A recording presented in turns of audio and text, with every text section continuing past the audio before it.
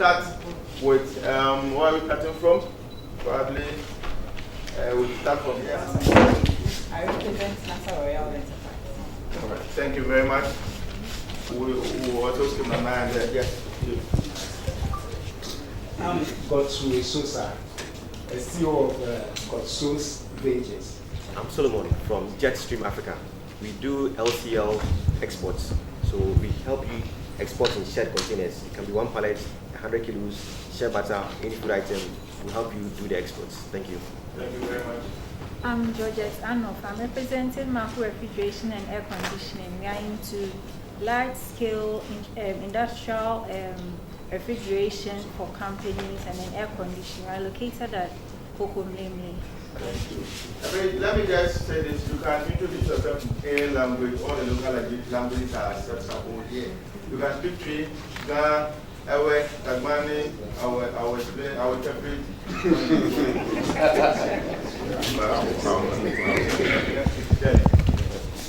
My name is Ernest Bako. I'm a journalist, business and financial times newspaper. All right, thank you. My name is Angela Duho from Green Basket. We make fresh fruit juice and we are in Adenta. Thank you. My name is Godam Ponsa Mensa, representing Royal Air Maroc Cargo and Sky Taxi Cargo Airlines. Thank you. Let me continue from this there. Come on, yeah. I'm Daniel Park, GT. Okay, thank you. I'm Charles Atia, CEO of B-Diet. We produce breakfast cereals and granola. Thank you very much. Don't produce lunch. Margaret Gotu-Mensah, caterer and publisher, location at Breda Estate, Teshinuwa. Thank you very much. Ebenezer Inkum from Samviva Royal Ventures. We export fruits and vegetables. Located at Joel Junction. My name is Daniel Jima. I'm from Crescent Farm. We are into pineapple, papaya, passion fruit, and pumpkin production. We are also into fruit juice. Thank you very much. My name is David Kwabna Frimpong. I'm representing Green Line Logistics. We are into providing logistics solutions. Our location is at Takrady and Tema. Thank you very much. I am Adjoining my of Light Springs. We are into Lagos production, local drinks, and then body bottles. Thank you very much. My name is Sodati Lampton from Tighter Peak Fruit Juice. Thank you very much. My name is Comfort Anity. I'm a staff. Thank you very much. Thank you. My name is Deborah Kunti. My company name is Second Kutu. I'm into fashion at Adenta. Thank you very much. I'm Anita Nyakoyo in Ghanaian Times. Thank you. Thank you very much. Josephine Gameklu, Integrity Dialogue. Madam Mariama, B-Diet. We are not only into breakfast cereal, but we also have cookies and honey. Okay, thank you very much. Albert Alexis Oposoye, B-Diet, marketing manager. Thank you very much. My name is Charles. My company name is Charles Cabot Enterprise and produce black soup and shea butter for export. Thank you. One another account. Company name is Integrated Social Solutions Center.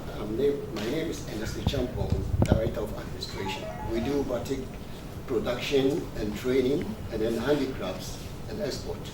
Thank you. Thank you very much. My name is David Isiamado. I represent Gncci Limited. Thank you, sir. I'm Michael Sales of Shalabide Enterprise. We produce soft drinks. I'm from Kumasi. Okay, thank you very much. I'm David Min. You can call me Chrissy Korea. I'm representing Korean SMEs. Thank you very much.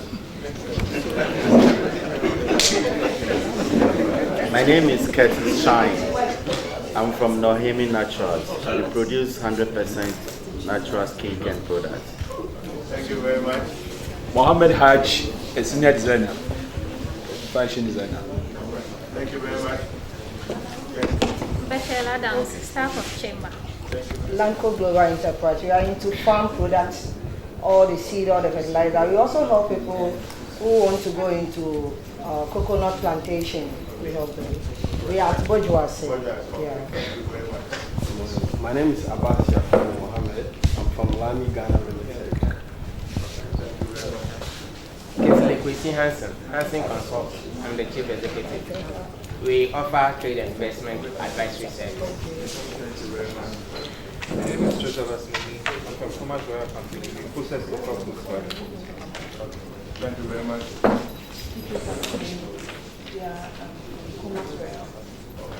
My name is Benjamin Fatigram from the Virtual Support. We provide financial assistance and education to smallholder farmers and cooperatives. Thank you very much. And your line, Federal Minister, from Green Industrial Hubs. Thank you very much. Abudu Asma, the Chamber. Thank you very much. I am Dorothy Bragwachuma, broadcast journalist with Ghana Television. Thank you very much. I'm Bridget Osu, a staff of the Chamber. Thank you very much. I'm William Okran, CEO of Ruba Motors and Trading. We are into car maintenance and repairs and defensive drivers training. Thank you. Okay. My name is Dr. Joyce Akuma Utepadi. I'm a broadcast journalist and I have an NGO, Mama Zimbi Foundation. We deal with widows and widowers and the needy children. We are all over the region. Just last June, we did our 11th conference at the Trade Center. Thank you so much. Welcome. Medase. The company was actually incorporated in 1997, and then we started production in 1998, in February 1998, with some 35 people. And for the past few years, we have been priding ourselves as one of the largest employers in the private sector. Right here in this factory, we employ about 3,500 people that just operate here in the factory. The focus of the business is to reach out to the wider need of the European market. The founder of the business is called Anthony Power. And Anthony was the managing director of Orchard House in the United Kingdom when he had the opportunity of coming to Ghana in the 90s. He saw the huge potential and the difference between what we eat here as fruit and what they feed their people there as fruit. The difference is that if you are exporting pineapple to Europe, then the pineapples needs to be harvested at a particular stage when they are not fully ripe, so you can manage the transit from Ghana to Europe. So he came here and realized that the pineapple we serve our people here, which are sold by the roadside, they are ripe, they are well flavored, they taste better, and he believes that if they can get pineapple within the shortest possible time, or for that matter, any other local fruit, to the European consumer, it will change the dynamics in the business, and that will give them a competitive advantage over all the other competitors. So he went back to the business where he was the managing director and made this proposal to them and said, I've discovered a place in Africa. I think it's a fertile ground for us to go and invest. Instead of building factories in Europe, let's go to Africa and then build one of our factories. And this is what we think we'll be able to reach out to the consumer within the shortest possible time. And unfortunately, the business did not believe in his ideas. And it's one thing about Europeans that I've come to cherish and like over the years. They are very real. If they don't like you, they don't like you. If they like you, you could see the affection. He was fired for proposing this idea because you are leading a business and your ideals and your motives and your plans and everything are at variance with the ideals of the business. So there is no need keeping you in such a position. If it's in Ghana, we'll keep you there, we'll make your life very uncomfortable. So he was actually dismissed, yes. So he said in his letter of dismissal, for one of the ingredients you need when you have a proper ripening of fruit, has to be with the climate, the atmosphere, the weather, the bluish nature of the sky. If the sky is blue, fruits naturally ripe. I'm explaining to you why we are called blue skies. When the sky is blue, fruits naturally ripe. So in his defense of his idea, he was telling his management that in Ghana, the sky is always blue. We see the sun almost every day of the year. And he thinks that you can have fruits naturally ripe instead of inducing ripeness using artificial methods and sell to the consumers. And so he said in his letter of dismissal, he was told that now that you have been relieved of your post, as sarcastic as British can be, now that you have been relieved of your post, you can go back to Ghana somewhere in West Africa and do some blue skies thinking and enjoy the blue skies. So when he sat down, he thought he would not let this dream die.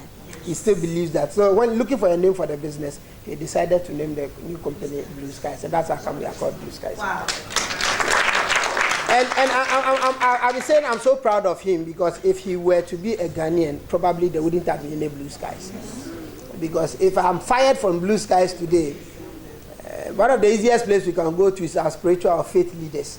So you go to your pastor, and then he will tell you why you were fired, and that it was predicted years ago. It could be given some days of fasting, which will, in real time, will not give you any benefit. Sometimes we try to solve problems that needs common sense with spirituality, which has not helped us as a people. So some of us, we think that want to spare them.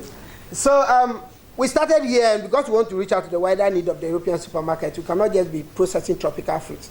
So we used to import fruits into this country, like the galias, the cantaloupe, the decidual fruits that are not produced in Ghana. And we thought it also cost to the business. So quickly we moved into South Africa and set up a factory there so we can reach out to the other needs of South Africa and get them flown over to Europe. And then Egypt is one of the countries with lots of decidual fruits. But Egypt as a nation also has it as a national policy to ensure that you add value at source.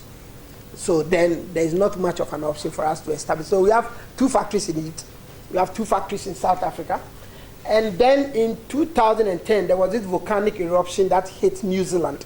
And it grounded almost all flights for about a week.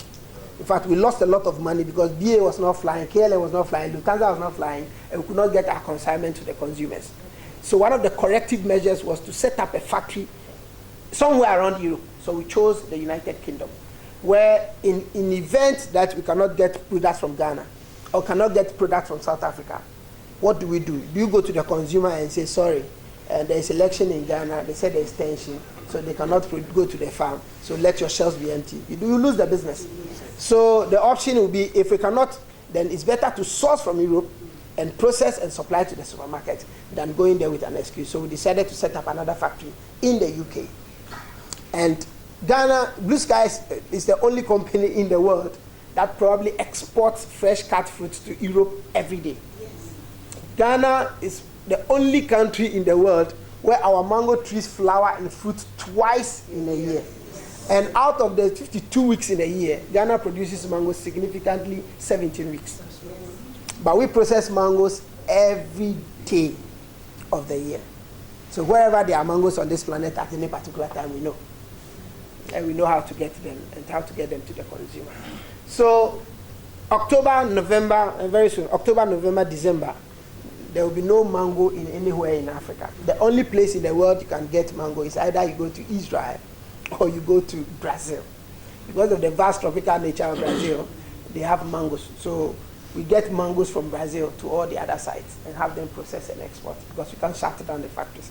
So we thought it would be wise to save cost to also put up a factory in Brazil so that at least it will minimize the logistic cost and the other. So we have a factory in Brazil as well. And as you can see, we supply to the 50 most premium supermarkets in Europe. So you can talk of the Waitrose, the John Sainsbury's, the Marks and Spencer's, the Tesco. We just started supplying Tesco, Sainsbury's, and the rest. We've won a couple of awards, including the Queen's Award, which is like the Oscars in the US, but in Ghana it is no news. That is the truth. And I'm sure a lot of people have the perception when you say Blue Skies about fresh natural juice in a bottle. And I'll be telling people you cannot go to a shop and say you want to buy Blue Skies because we are too big to be bought or to be kept in a fridge. But what we do, the main part of the business, is the processing of cut fruits for major supermarkets in Europe. And when we are done with the cut, then the pieces that are of good quality, we convert them to juice.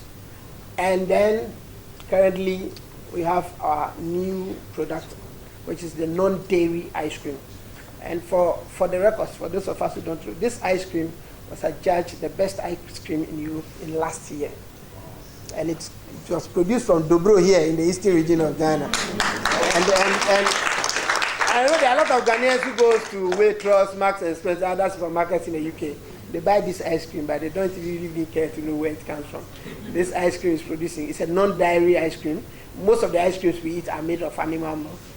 Now we are talking about healthy living and healthy dieting. So we thought, let's do something that would attract other people aside those.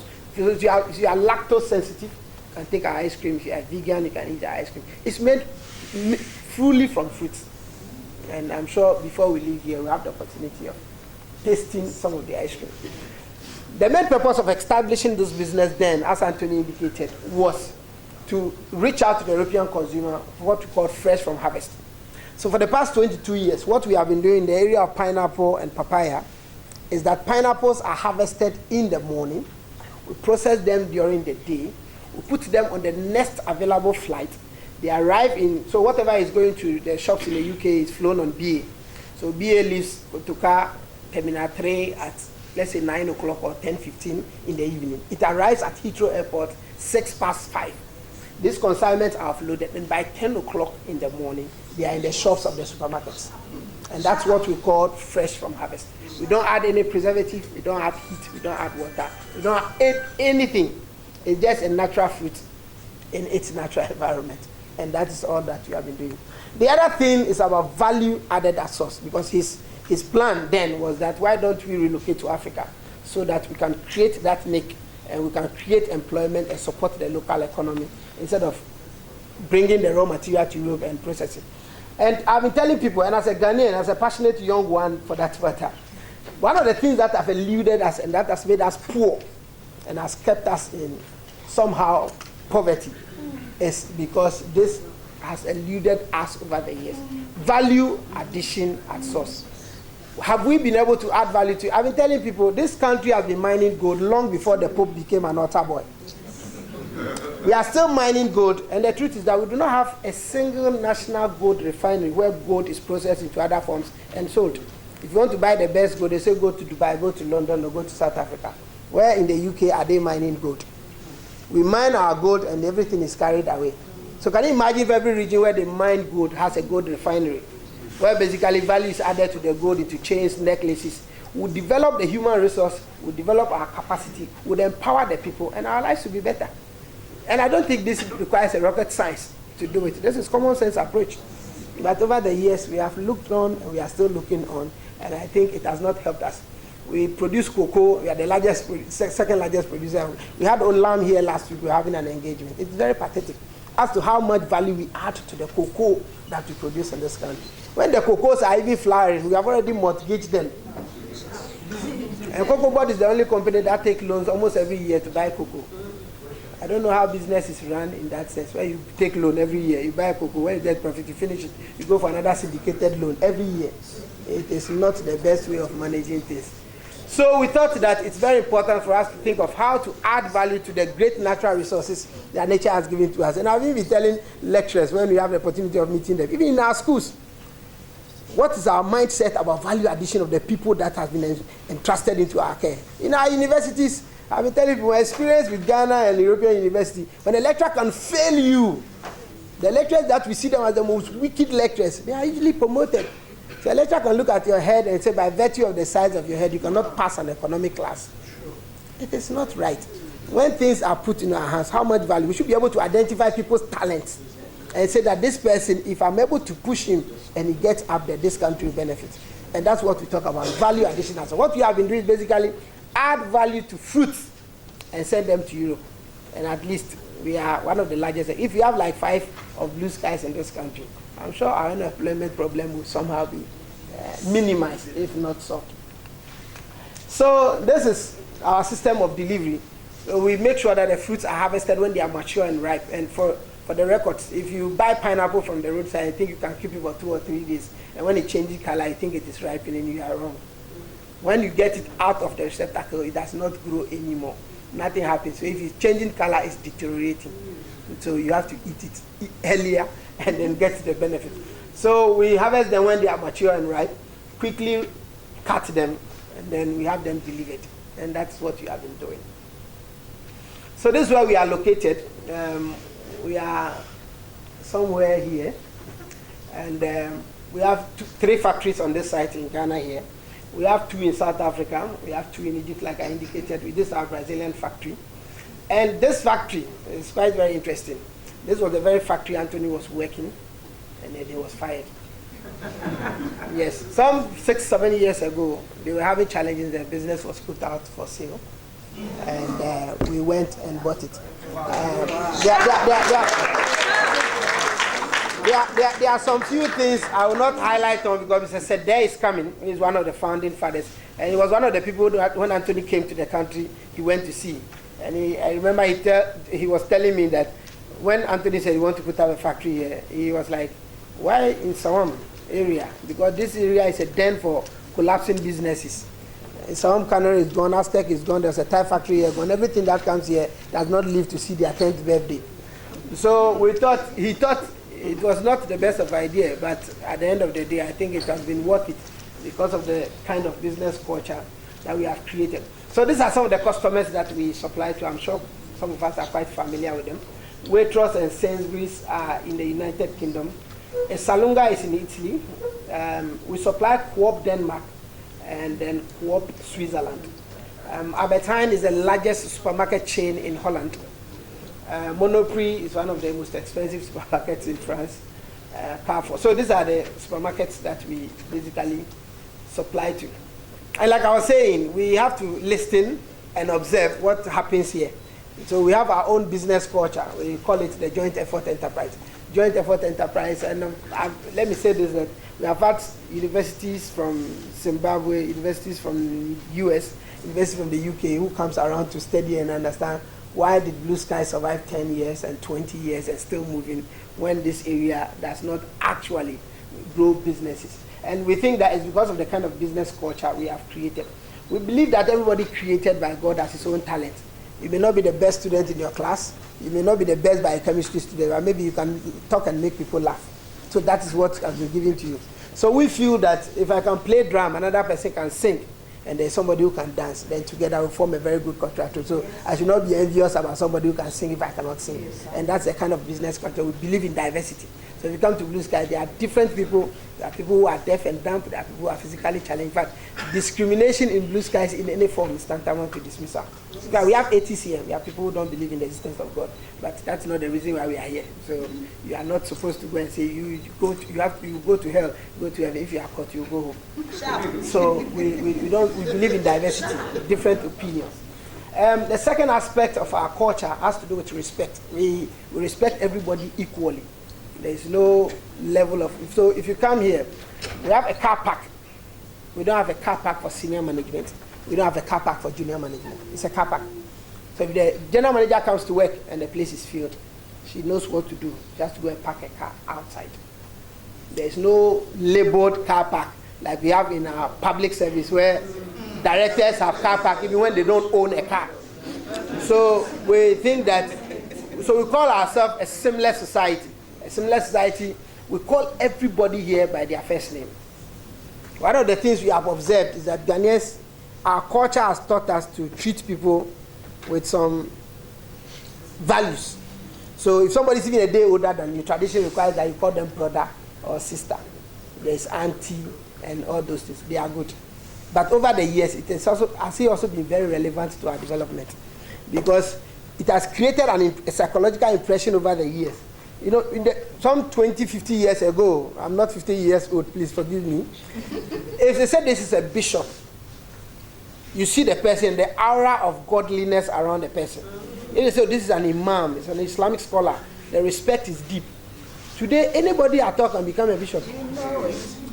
And because over the years we have given them that level of respect, we still give them that, associate them with that level of respect, and they are misleading us. So when he said honorable those days, then that comes with some level of respect. Today, not everybody honorable is honorable. So why must we still be keeping some of those things? So we also feel that if you call people by titles, let's assume I'm a biochemist by profession.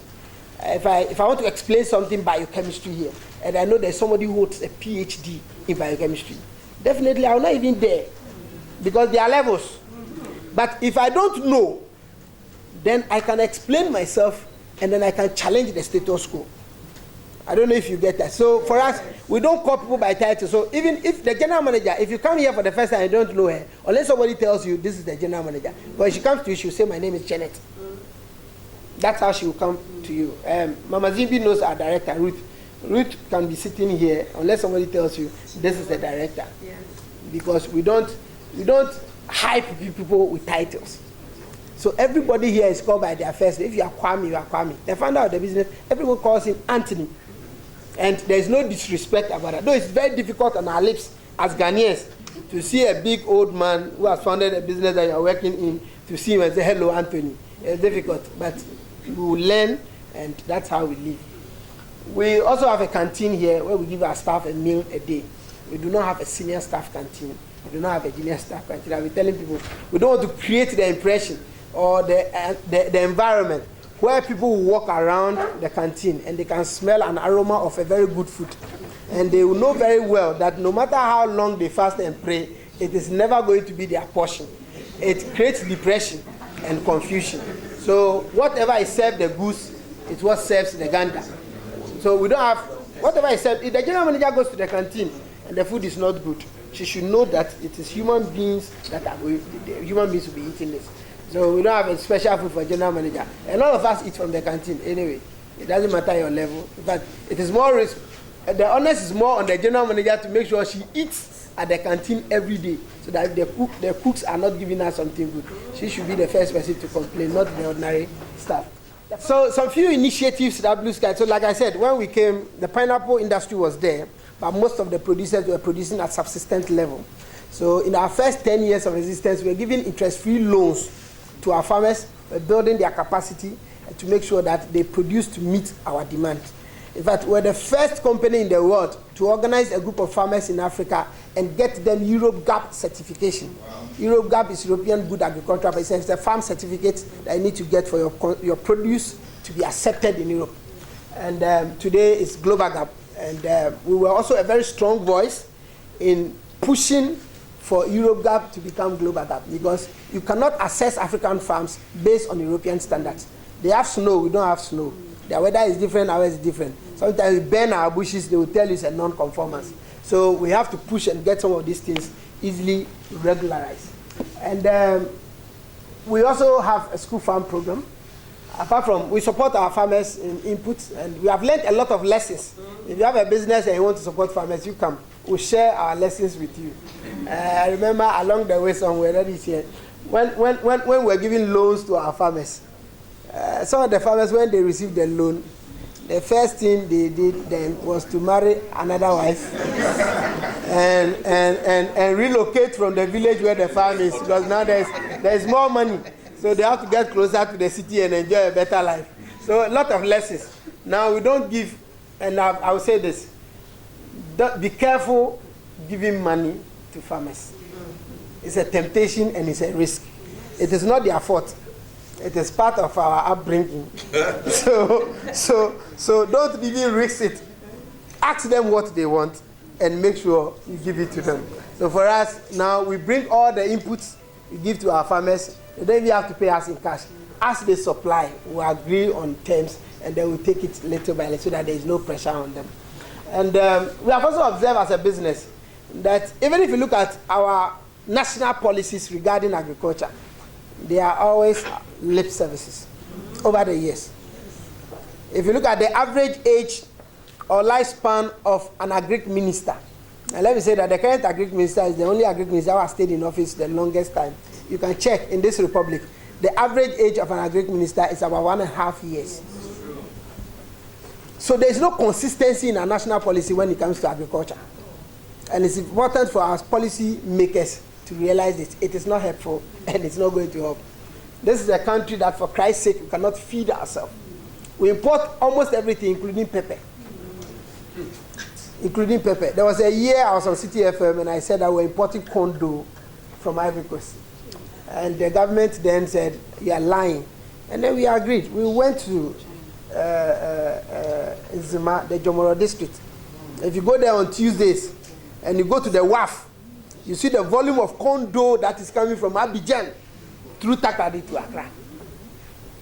Must we reduce ourselves to that level as a people? So we think that the more needs to be done to push agriculture. We used to do agriculture science as a core examinable subject when we were in school. Today, it is part of an integrated science. We are doing about 7% of what's supposed to be done. At least for nothing at all. Let's teach our children that food don't grow on trees, and that the trees develop the crops that are cooked into food. It is very, very important. So today we are growing a future of young people with virtually no knowledge about where the food they eat comes from. We have become like Europeans, and we don't care. So everybody wants to work in an office with an air condition and a fluorescent bulb over them, and that is all. So anything about farming is about debt, and then we need to walk away from it. It is not going to help us as a people. I've been telling people that agriculture is the foundation of life. When God created man in the Garden of Eden, he did not take Adam to the University of Ghana to go and do medicine. God did not take Adam to the University of Science and Technology to go and learn engineering. God established man in the Garden of Eden, and he said, tilt the ground. So out of agriculture came all other professions.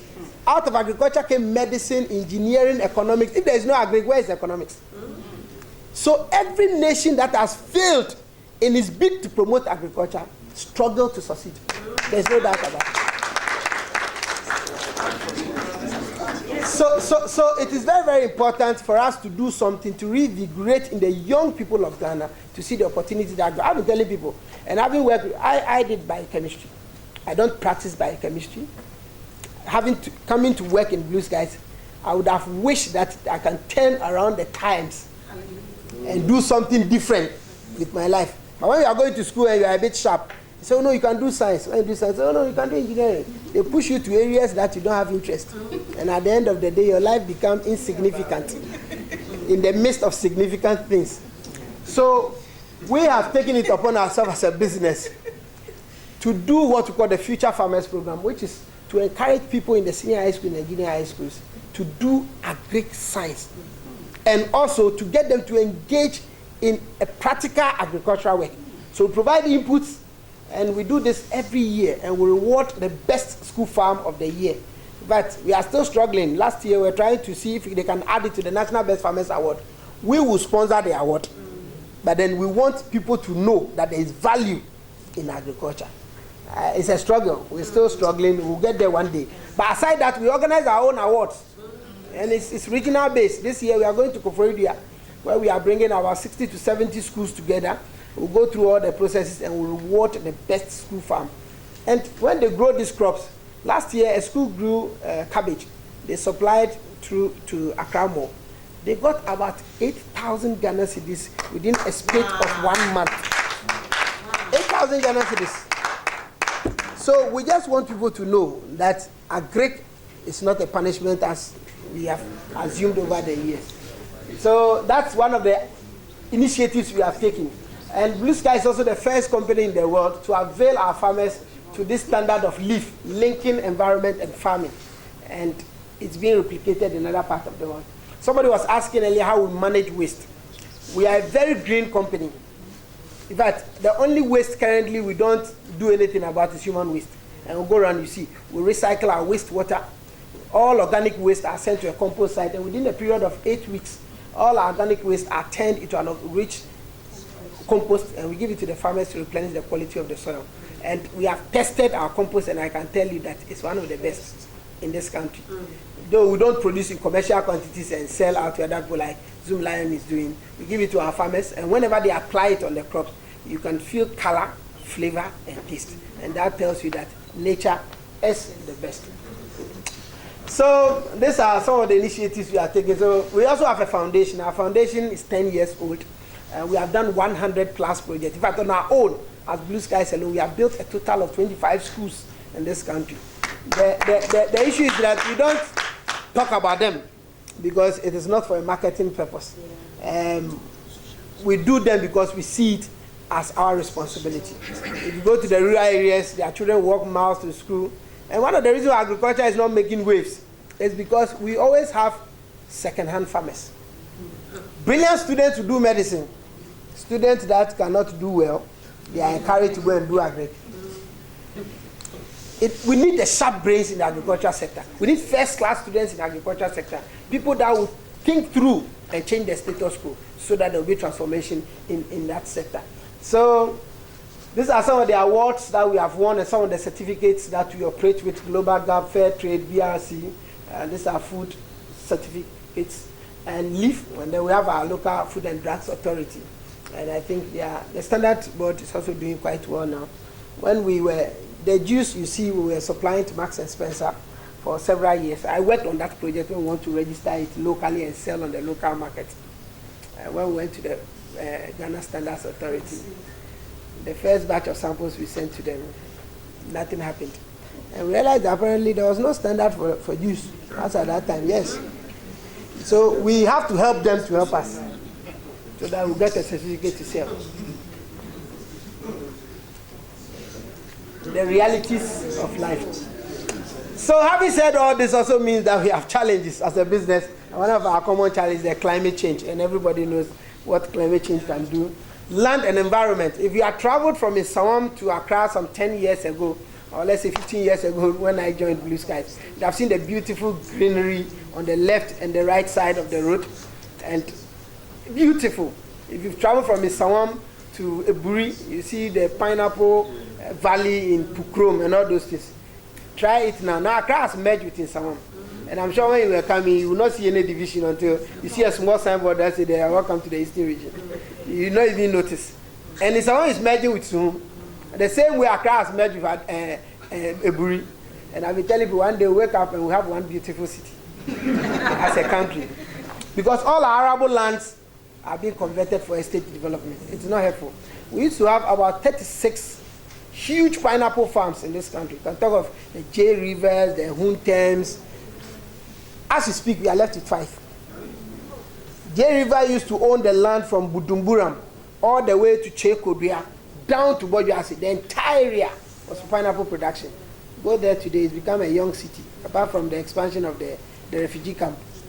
The lands have been taken over. J River is nowhere to be found. It is gradually getting extinct. Unifruit. We have to take over Unifruit. And somebody was asking earlier, though the core interest of the business is to process pineapple, we have gotten to a stage, if we don't go into production of pineapple, we will end up disappearing on this planet. So one of the initiatives we have taken is to vertically integrate by taking over some of these farms and producing the crops ourselves. We process mango throughout the year. We get only about 40% of our mango from Ghana. 60% of mango we process comes from other parts of the world.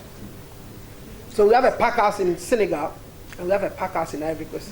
And as we speak, I'm sure Mr. Day is here, you talk to it, we'll be opening a new factory in Benin very soon. There are instances in this country where we have to import pineapples from Benin to come and process here and export.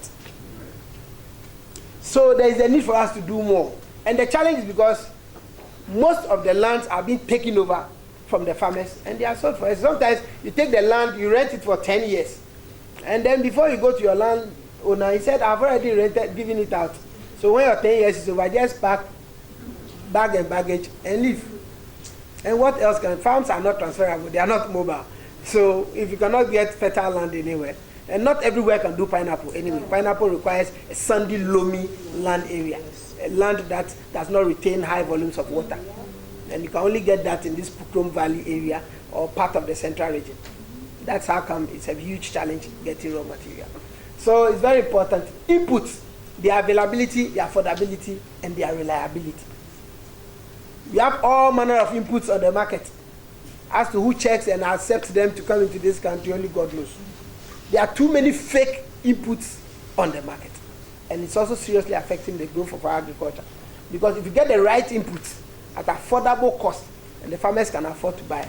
But if you want to do an acre of pineapple farm now, for you to get the true, it's highly lucrative, but you need about 14 to 16,000 Ghana cedis to do an acre of pineapple farm.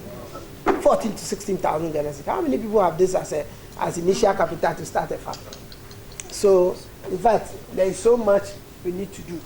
As a business, we also feel agriculture is one of our challenges. Why? Because in the 21st century, we are still farming like Adam and Eve did in the Garden of Eden. We are still farming with cutlasses and hoes. And that's the main reason why the young people are not attracted to farming. Even the way we perceive farming. When people are talking about drip technology, we go to church and pray to God to give us rains. I'm not saying that God cannot give us it, but it's an irrelevant prayer. Yes. Look at the volume of water that comes from the Volta Lake into the sea at Adan, at the estuary every year.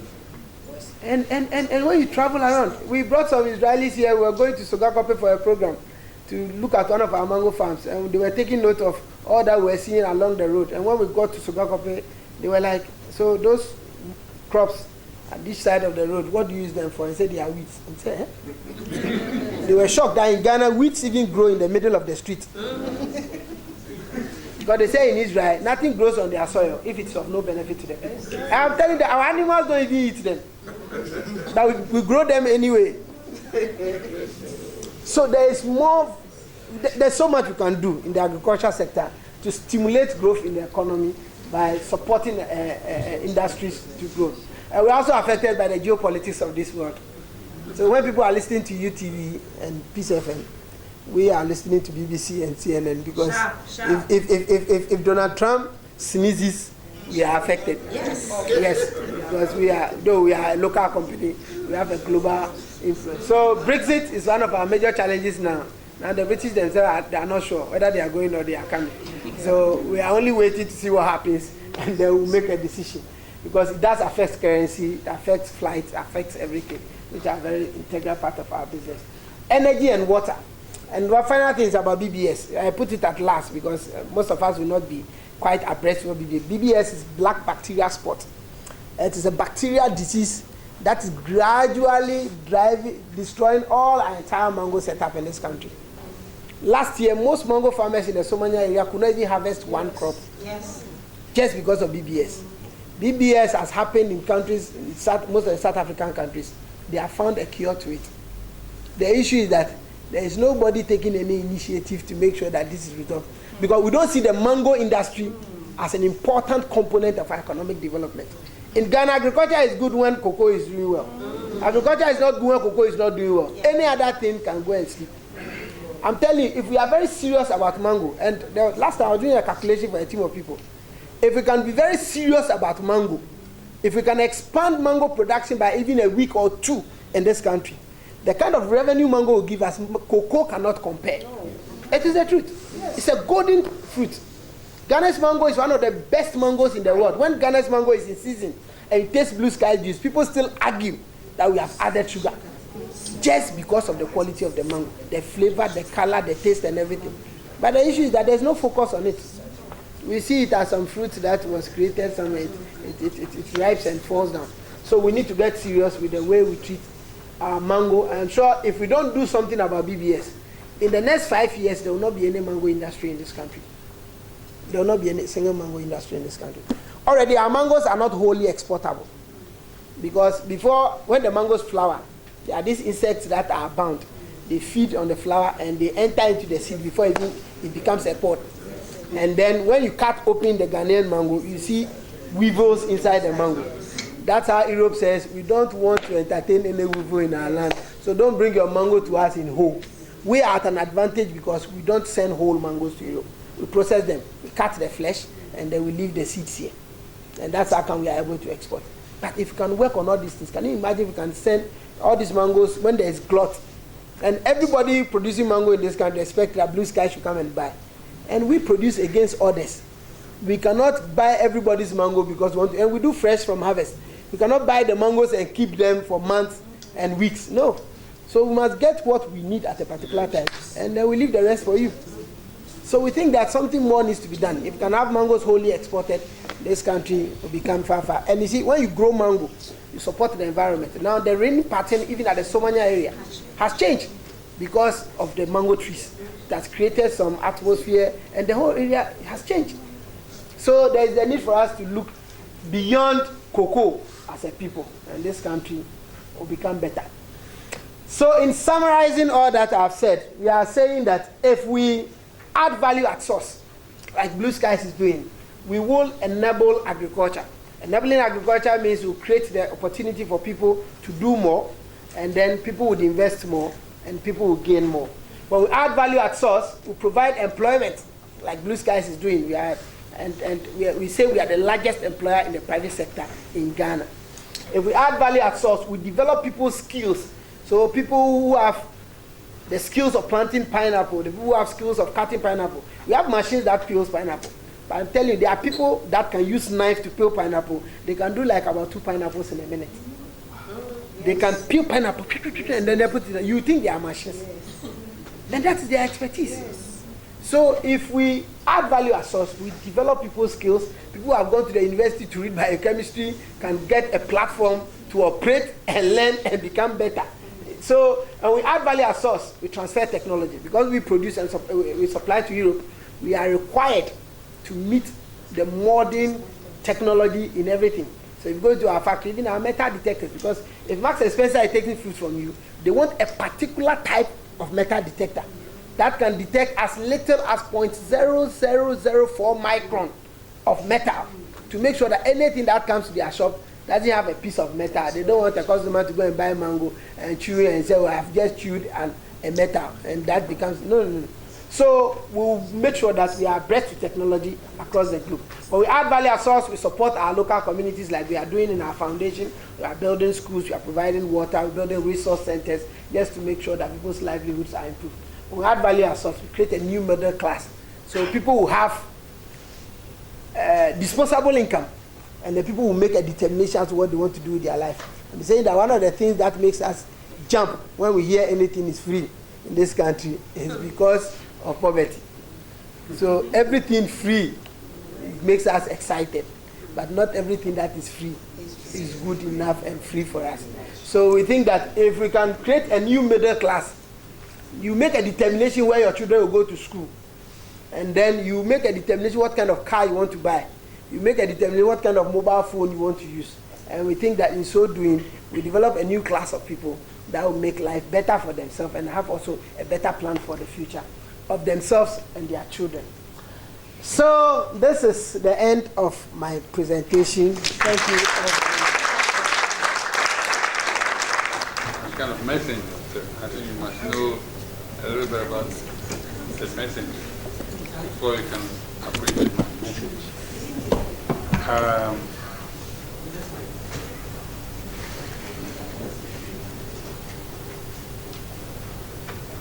I come not too far from the town called Kofi Pare. It's near Samankese. It's a town founded by my uncle in 1915. And from there I went to motor school. Then I went to university in the US. I studied agricultural economics. And, agriculture has been really what I know, what I think about all the time.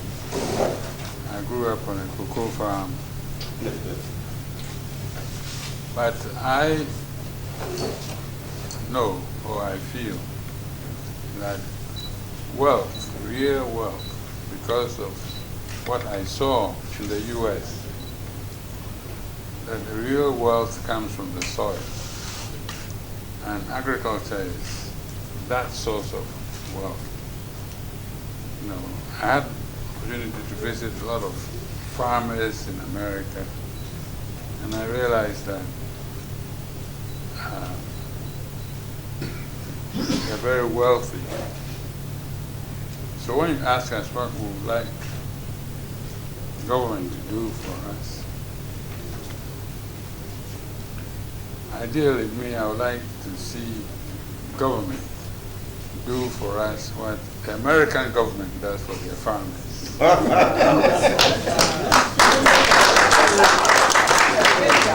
You know, that's a subsidy. No, not really. But government is very close to farmers. In other words, the farming in the U.S. is almost like a sacred industry. You know, okay, next year is presidential elections in the U.S. You listen and see whether or not there will be any criticism, concerning farming, or whether there's any debate, argument among politicians about farming. There is a national consensus that farming is a key to everything. Okay? That farms must produce plenty of food, cheap food, and produce raw materials for industry and so on. And so government makes sure that farmers are all right. You know, sometimes they produce surpluses, say wheat. So the government will come to you and say, you know, last year you planted 100 acres.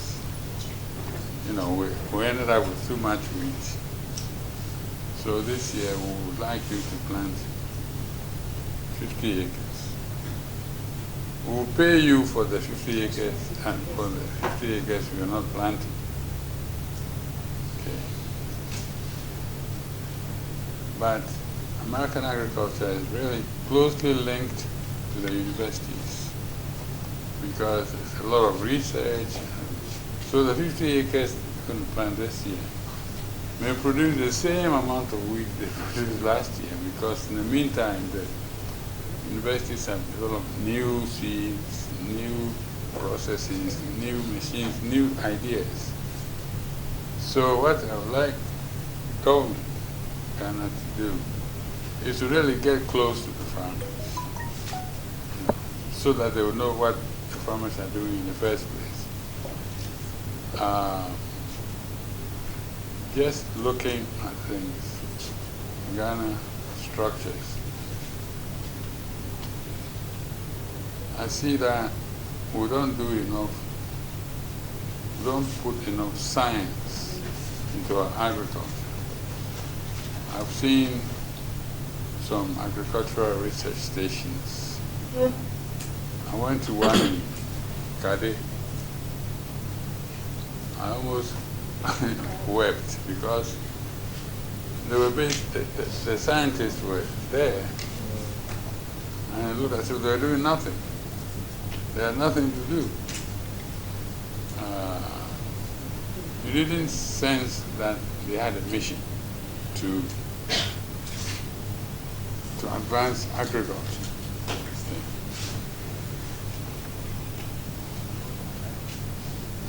But research stations are the places from where we get solutions to our problems.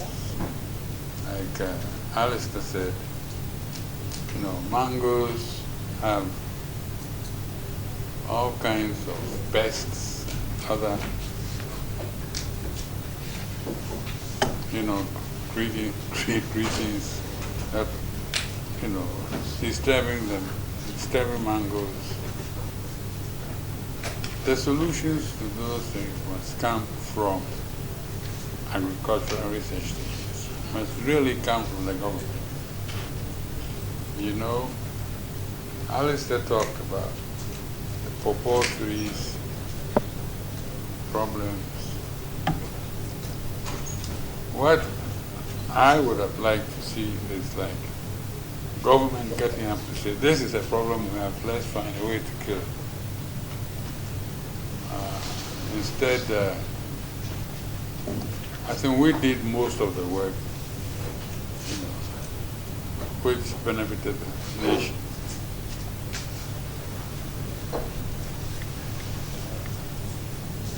We would also like to see For example, national budgets. When the Minister of Finance reads the budget,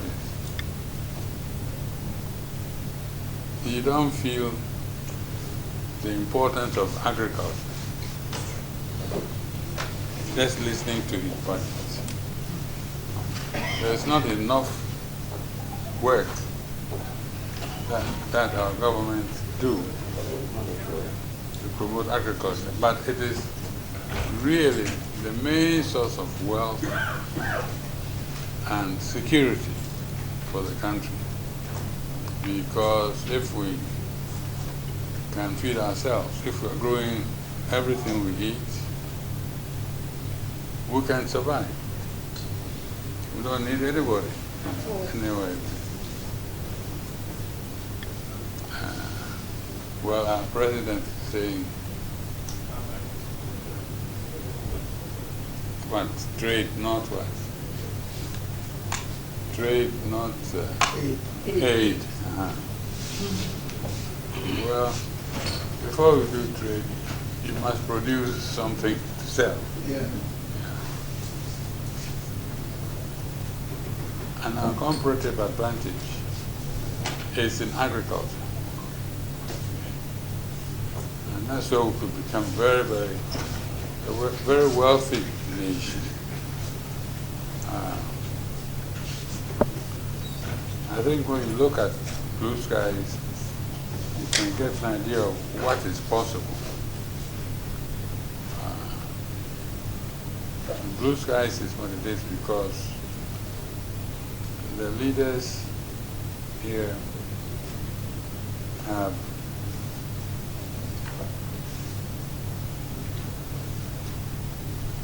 a kind of a slightly different way of looking at what a company is. For us, the company starts with its employees because they are the ones who produce the money for the company. So they must be happy, they must be well taken care of. Okay, so in our industry in Ghana, who pay the highest salaries?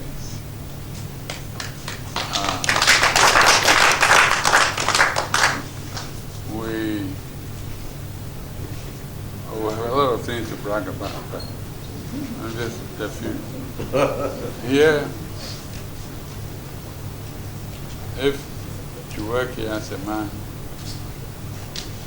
and your wife has a baby, you get paternity leave. Wow. Paternity leave.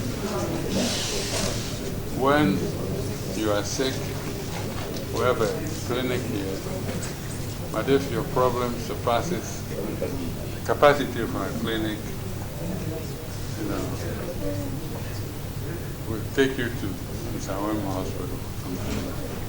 We've contributed money to fix up Nsawam Hospital so our employees can go there. If Nsawam Hospital cannot help you, and we have to fly you to South Africa or anywhere, we will do that. And we'll pay for it. We'll pay for it. If unfortunately you die, and since we started, I think we've lost 5 people. If you leave any children behind, we take care of their education. Wonderful. Through the university. Through university. So we have happy employees. They eat very good food.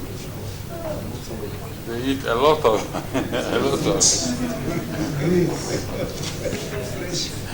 But we all eat the same food, from the chairman all the way down to the lowest. We are not, we have a union, but it is an enterprise-based union. The Blue Sky Union is based in Blue Sky. It is not part of the TUC, yes.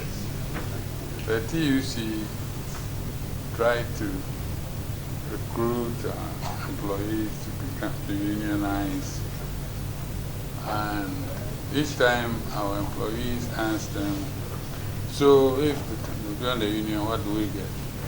And they would give them a whole list of things. They usually say, but we have those things already. We're already getting that. In fact, we're getting more than that. So our union is an actual union, and we sign collective bargaining agreement with them 2 years each.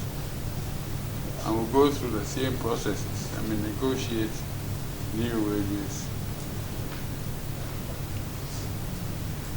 each year. Every Monday, the union leaders are also employees. And every Monday, they go through the figures of the performance for the previous week. So they know how much was sold, how much profit we made or lost. So they have an idea overall at the end of the bargaining of the contract, how the company is doing. So they also have an idea of how much they should be asking for.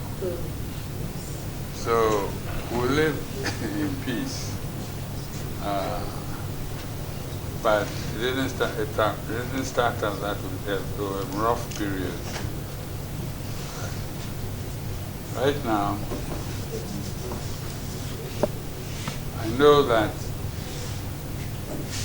my partner and I actually want to do more, want to expand. We do a lot of research and product development here. I think some of you may know, quite apart from the juice, we're doing ice cream. We're doing something called lolly. We are working on producing health juices with things like moringa, dandelion, and other health drinks. The last time I actually counted, I saw that we are making over 150 different products from fruit.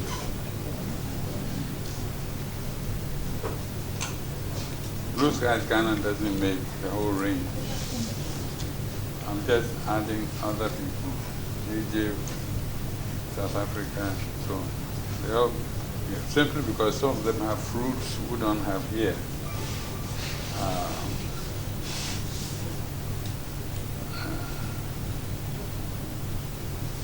So,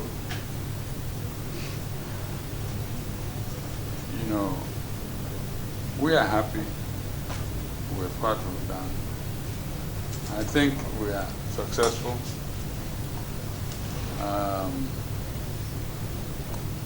And for me, if I may say so, when I look at the amount of investment I made in this company, and look at it today, it has grown about 20 times. Whoa.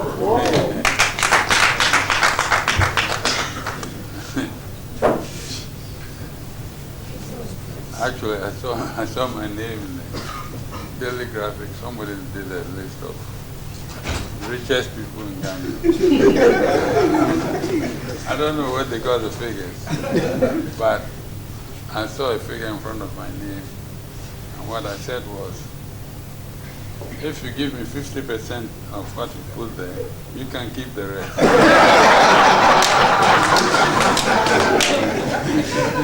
I don't know where they got the figure.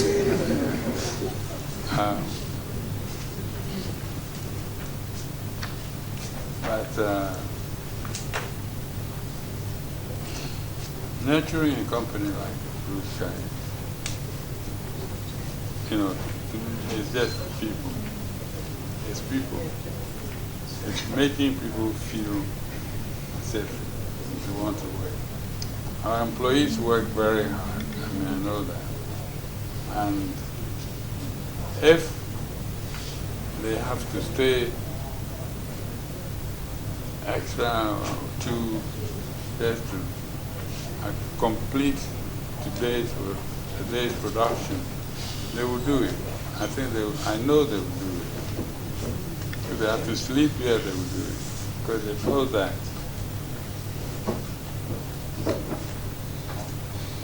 what they have here is actually something they created. So, and that it is not likely they can get the same thing anywhere else. Our turnover rate is very, very low because once you get here, you know you really have job security. And the leaders of this company are very informal, very open. You can call everybody by his first name. We don't have special privileges for the managers and so on. Everybody is the same. We treat everybody with respect. And so the result is what? Have you done the tour already? No, you are yet to do the tour. Oh, so the result is what you will see when you go on the tour. Fresh cut company in England. They used to import fruit from Central America, Costa Rica, and so on. And the fruit came by boat. So sometimes it took 2 weeks or 3 weeks for the fruit to get to you. And you notice that sometimes some of the fruit was off because they've been on the field for a long time.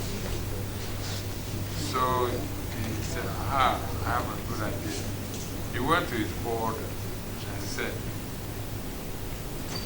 look, instead of importing the fruit from Costa Rica to England to cut, why don't we export the factory to where the fruit is grown? And as soon as they harvest, we'll cut and then fly it to the market. The board thought it was a stupid idea. So they actually fired him. And one of the board members said, I can go and look at the blue sky, do what you want. But he knew he was right. He knew he was right. So he was determined to prove that he was right. And wanted to build a fresh cut factory somewhere. He looked at Central America and Africa. Now, he settled on Ghana for 2 reasons. One is because we had just done the Free Zone Act, and he could see the financial advantages to doing business in Ghana. The second one reason was that he was doing research. He did a lot of research of where to go and all that. And he found that the colonial government in Ghana did a lot of research, actually. They knew about the soils, the plants, and everything. And they found that way back in the 1920s, they had looked at the soil properties in, let's say, eastern part of Ghana. And they determined that the Nsawam area would probably be the best place on the planet to grow pineapple because of the high potassium content in the soil. That's why you grow pineapple that sort of pineapple, very sweet. Generally fruit, very sweet. So he came, found out there were people growing pineapples there, and in fact they were sweet. So he decided he would come to Ghana to put his idea into practice.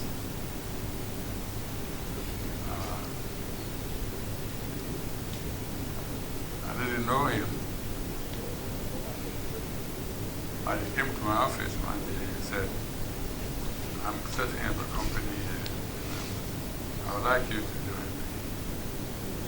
So I said, how did you find me? And he said, well, he had gone to the High Commission, British High Commission. He said, I think he was trying to flatter me a bit. I'm looking for an honest, straightforward Ghanaian flying as a partner. And I would like only be Mr. Day. Meanwhile, I had never been to the British High Commission before for anything. But I figured they had ways of keeping track of us. You know, who was doing what. So, when he came to me, we talked for 5 minutes. I said yes. Because, as I said, all my entire background is agriculture. So I found this idea attractive.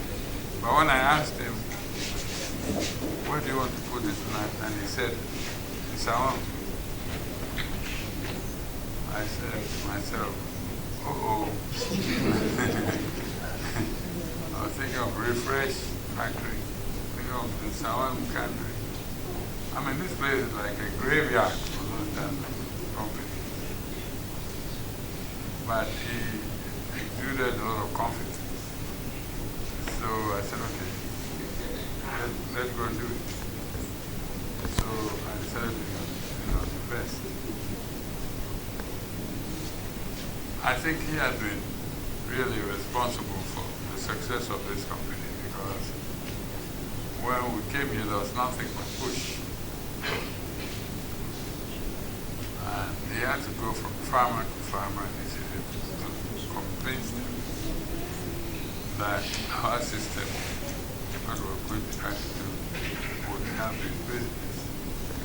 And those farmers who believe in some of them today are pretty well. There's one man, his name is Joe. Call him Joe. I don't remember his last name. But he's not far from here.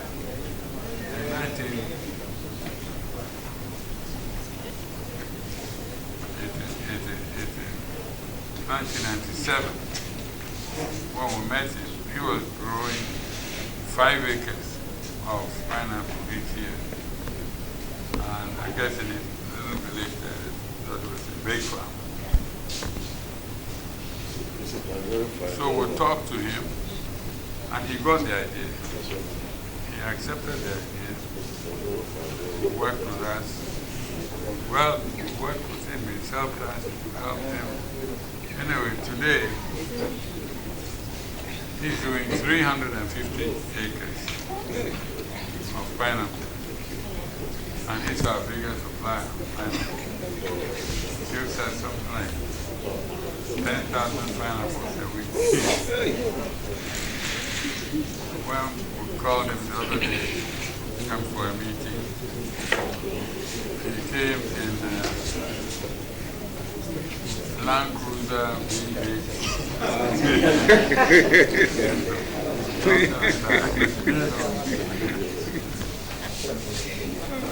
He's a very happy man. You know, he's well to do right now. So he is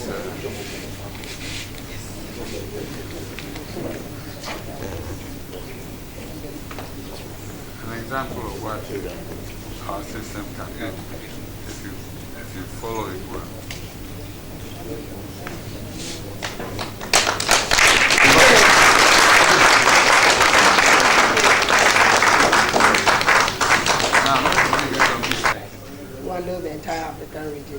here. That is Mrs. Ruth Smith.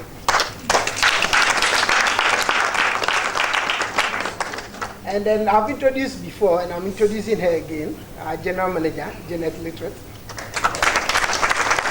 And then next to Janet is Rasford Komando, Deputy in charge of food procurement. For those of you who are saying you have food you want to supply, you must find him somewhere, somehow. And then next to him is Perpetual Fassi. He's in charge of site and protocol.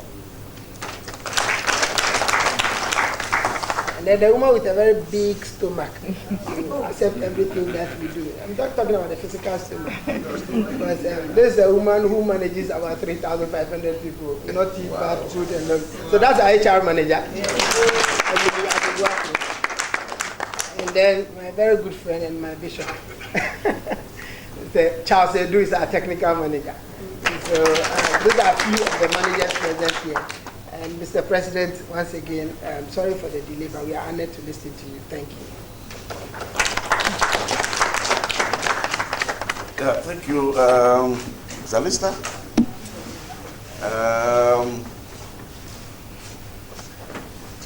I'm completely overwhelmed. So we are very, very overwhelmed.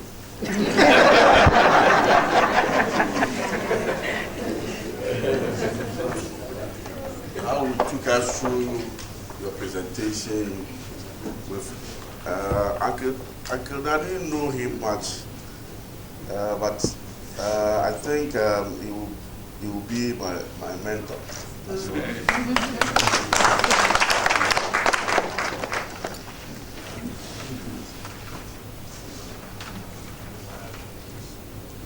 I don't know your religious background, but you go to heaven.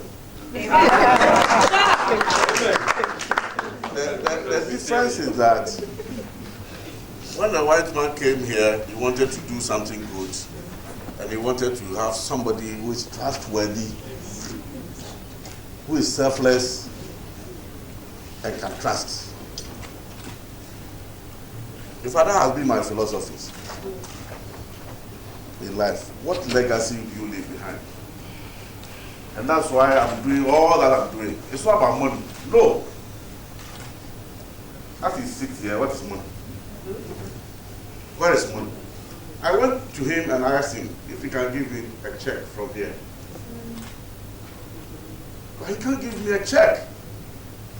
But I can tap some good qualities in him, which is more important. Uncle, we salute you. With management, I like your style. Woman, man, man, man. Gender balance. Oh, that is coincidence. Because I'm a womanizer.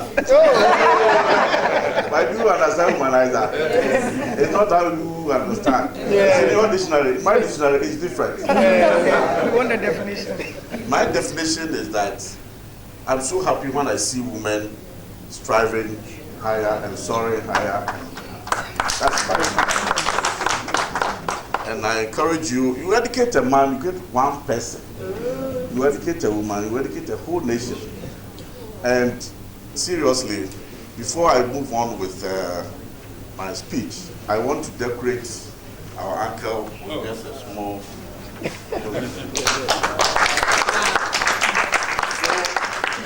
we want to decorate you as such.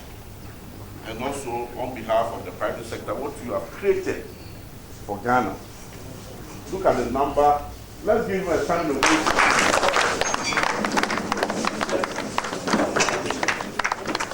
You have created a number of employment.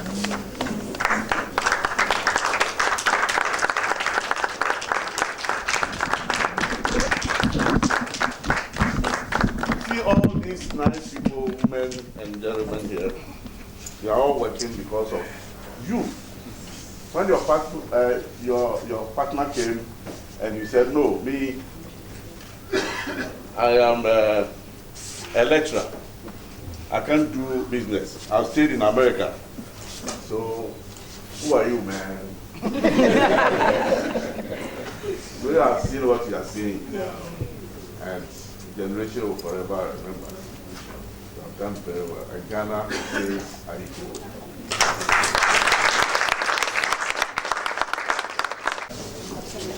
So yes, management should join. And then this gentleman, if you can leave there. Please, can you take your seat?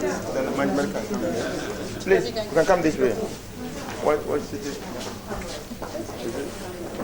it okay?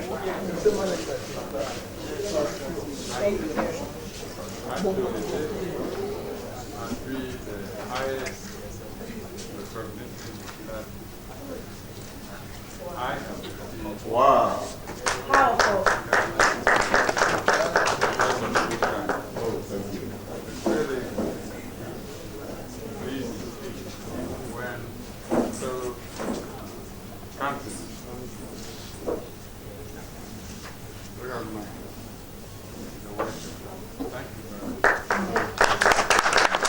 And learned that some of you, excuse me, for how long have you worked here?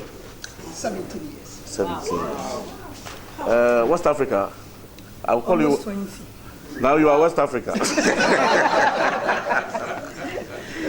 That's your new name, West Africa. Now West Africa. But I'm 60 countries. 20 years. Wow. Yes, sir, my brother. 9 years. 9 years. Wow. Sweetie? 19. 19.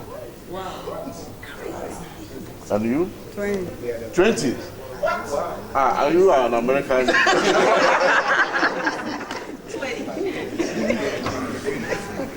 And you? 19. 19. Yeah. Wow. And they look so splendid and handsome. I think we can put our hands together for them.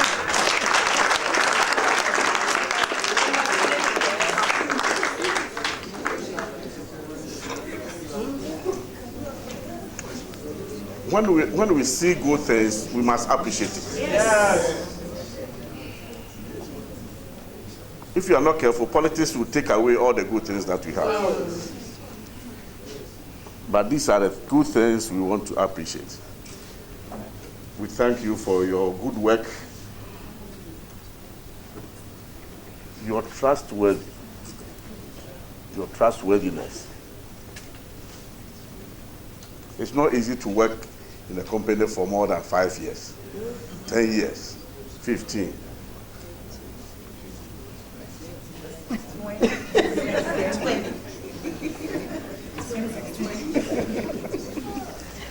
So seriously, they have done well. Yes. And they deserve a big round of applause.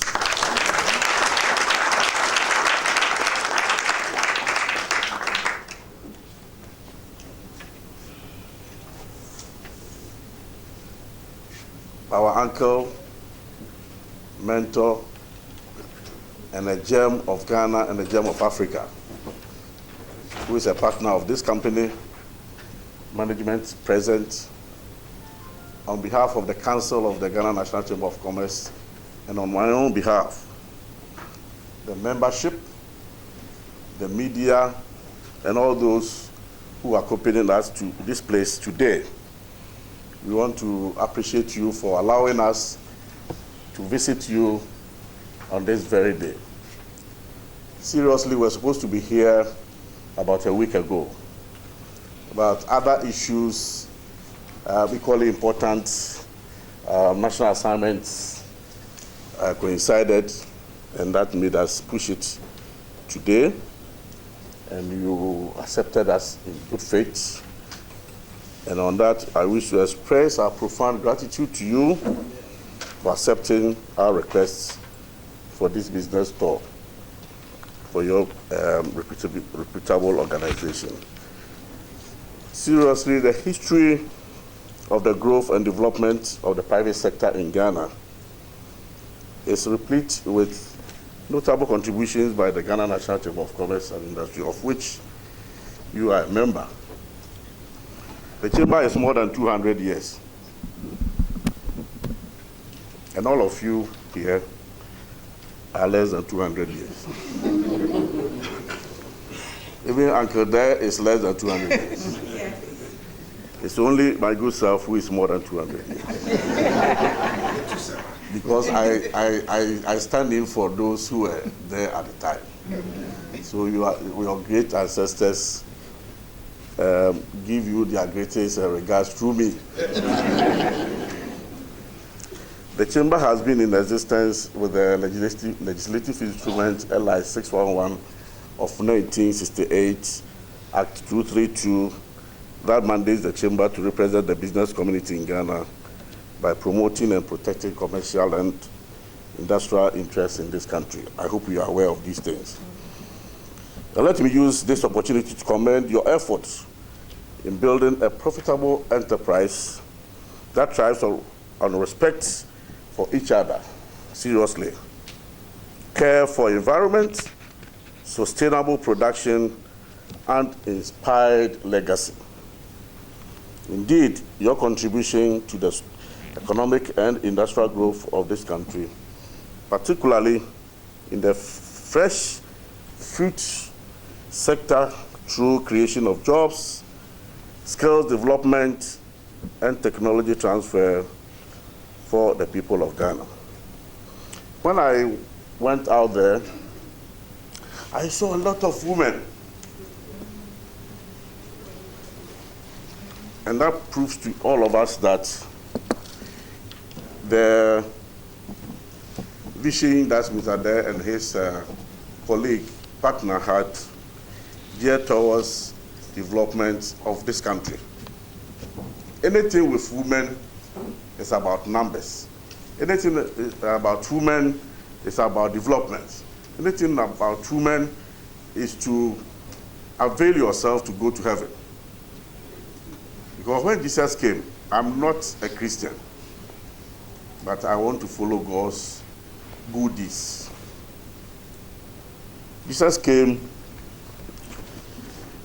there were a lot of women around him.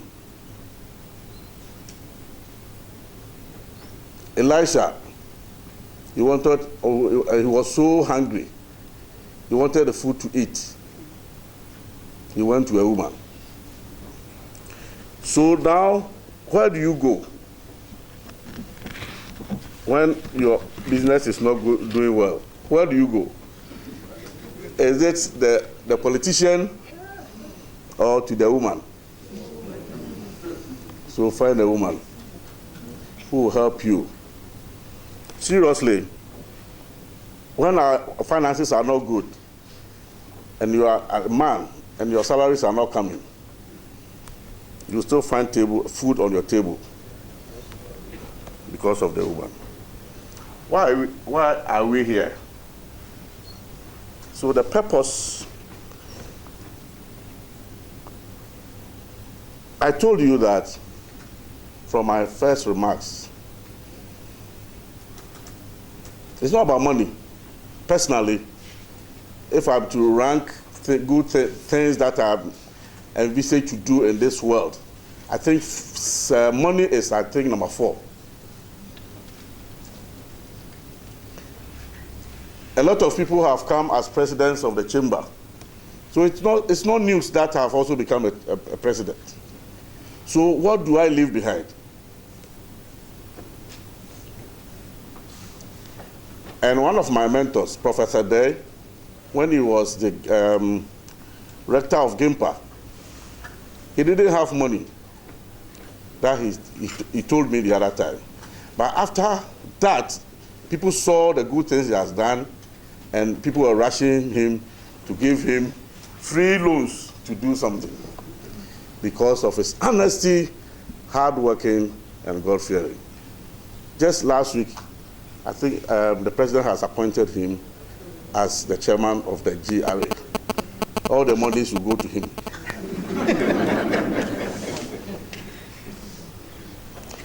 So I thank you, especially those who have accompanied me and supporting me with my vision. It's nothing but how do we behave as an agent of change for Ghana. Politicians have done their best, so to speak. So what can we do? So our visit here is to familiarize ourselves with blue skies, especially the fruit, juice, and beverage industry, as we know,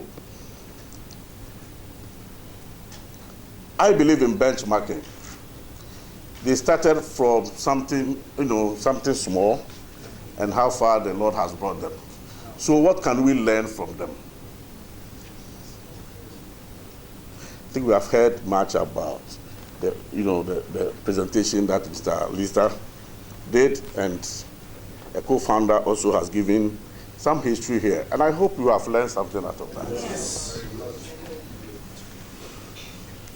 The Chamber believes in evidence-based advocacy. As such, our visit will enable us to gather information on issues affecting business growth, as well as discuss and share ideas towards promoting a conducive business environment. We focus on Ghanaian fruit juice and beverage industry. I also mentioned that at a point in time, I think I saw you there, when Ghana Exim Bank wanted to look at how we help these small holder farmers. Ernest. We also want to use this medium to throw light on the need for businesses in Ghana to adopt modern operation and management strategies that can help advance and increase in outputs. For example, technology and innovation, R&D, which is research and development, good corporate governance practices, packaging, and customer service. In fact, as soon as you enter in the shop, especially the filling station shop, what do you call it, mass? The first three things you see, identify, one of them is Blue Skies products. If they don't have it, you see that they don't have it. So it's about packaging. And so, as you have come here, it doesn't matter how small your business is. Rome was not built in a day. What do we learn from Blue Skies? And with this, I think one day, some of us will just say that with that initiative that man Danka also did when he was the president, we went to Blue Skies, and this is where I met Mr. Day, and he told us A, B, C, D, and that's where I picked. So pick something. Don't just come here, go and then take, you give them some food, That is not the issue. But what do we learn from here? Somebody has worked here for 19 years. I don't think it's all because the salary is good, but they are committed to work. So what message do we put across there? Most people, when we are employed to do something, we only look at the financial expectation. So Blue Skies, as we said, was established in 1997, okay? And you have a lot of subsidiaries. 25% of the pineapple to the biggest supermarket chains in Europe and South Africa. All these things are on your website. And it's a very good thing. But the most important thing is that it has provided a marketplace for growers of pineapple, papaya, and coconut, and has also pioneered the growth of mango farming in the eastern region of Ghana. And currently, Blue Skies employs over 1,500, 3,500. So over 1,500, but now they are saying it's about 3,000. I think we can put our hands together.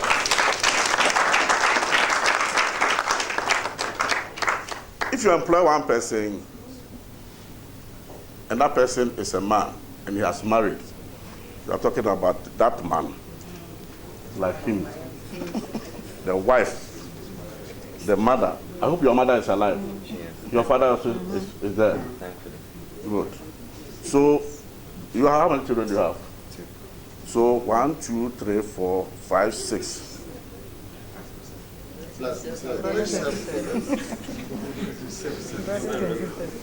brothers and sisters. Are you a Ghanaian? Yes. So if you are Ghanaian, you add more, 3 more. 1, 2, 3.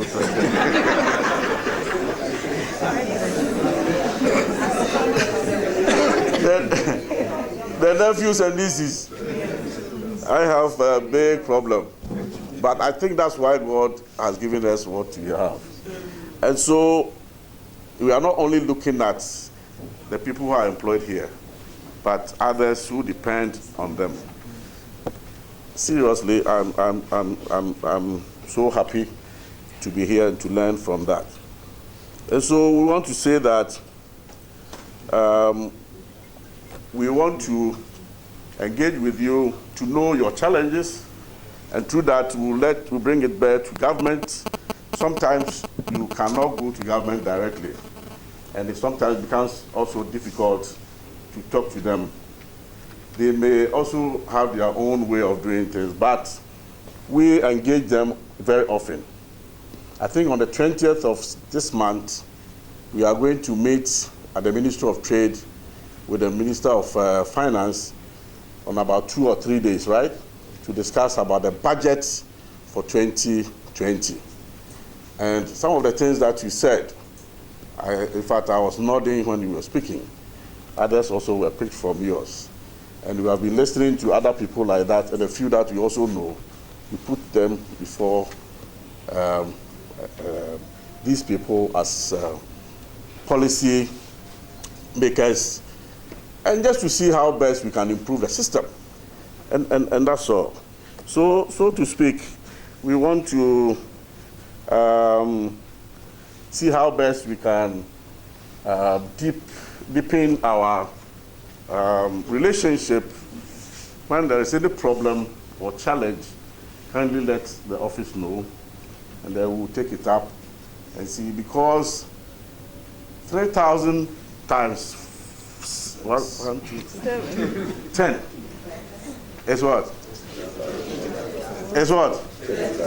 And it is even more, because all of you attend churches. You pay your tithes, your pastor's wives, and the pastor's appreciation.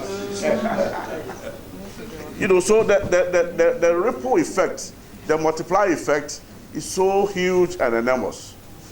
And we appreciate Mr. Day and his partner, and we also thank God that he has been with you all this while, and we hope that the good things and then the new product lines that you want to build. I'm so happy that our dear lady is in charge of West Africa. So, Madam West Africa, now the Continental Free Trade is born, and the Secretariat is in Ghana. So how do we also factor that into our operations in order to increase our production and also increase maybe the number of people who are working here? And with this and many things and your support, I want to appreciate you all for your kind attention. Thank you.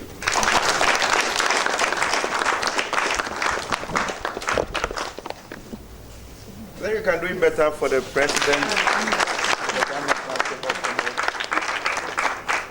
We'll be getting ready for the tour, but before we do that, Alisa will speak to us briefly. Of young, wonderful people working together, happy in an industry such as this. And he said when he mentioned that some of the Ghanaians who were part of they were like, look at this man, this place used to be an old semi-forest with parts as an old ancient cemetery.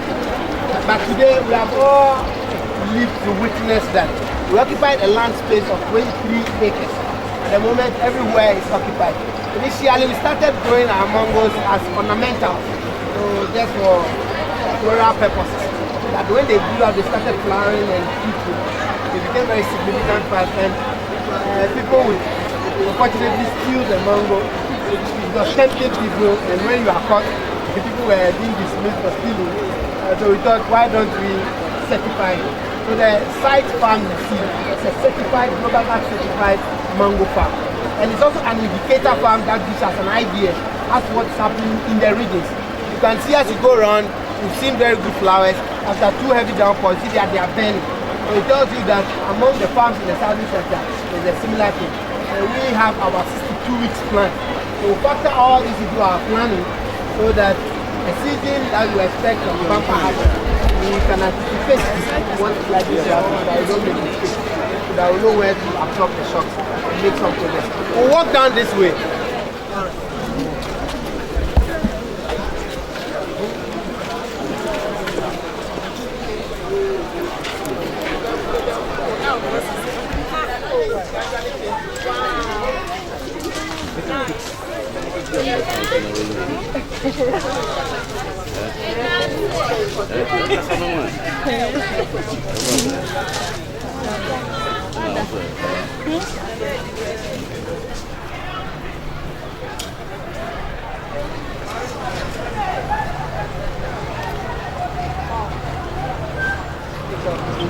And there's actually water in front of the farm. But our water is one of the best. But for you to supply any product, we check with our water quality to make sure. And our water quality standard is not pegged to the WHO or to the Ghana water standard. We peg our beyond. So we are actually at the max extension standard. So, like I indicated, we are very green. This is where our waste are collected. As you can see all these huge volumes of mango. We are going to throw it. Take away all. I'm sure because of the time.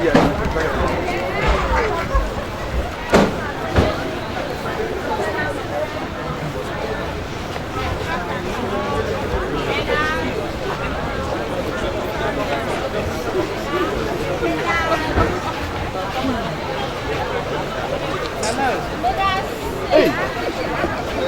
Apart from the paternity leave, we are also very young. This is the clinic. It's made up of 2 consulting rooms, a lab, a pharmacy, and a ward. So few people can go inside. Nana is going inside. And then because we are also very young, we also feel like giving a lot of education. I know there are a lot of noise currently. Should I say noise? Excuse me. A lot of issues about sexual education. You see, because of the problem. Mazimbi is here, but we provide free condoms for our staffs, and they are located at points for people to pick. And we encourage people to use them because people will make mistakes in life, but those mistakes should not terminate their future at all. So we think that, so we encourage people, apart from saying abstain and be faithful, we encourage people, and we buy a lot of condoms, 3,000, and people come, yes, and we encourage people to walk free and pick condoms, and nobody is supposed to ask anybody questions. So the condom containers are there. Just so where are they so that I can pick one?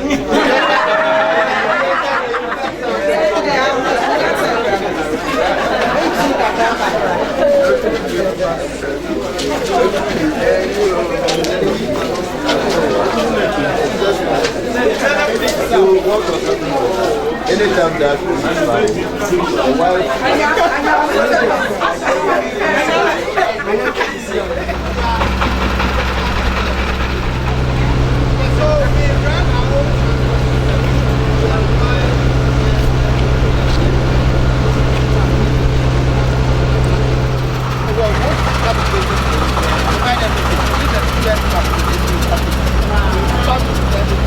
Just come and stay there. Come and share and sign and then go back. So that's the system we are running. That's the contract.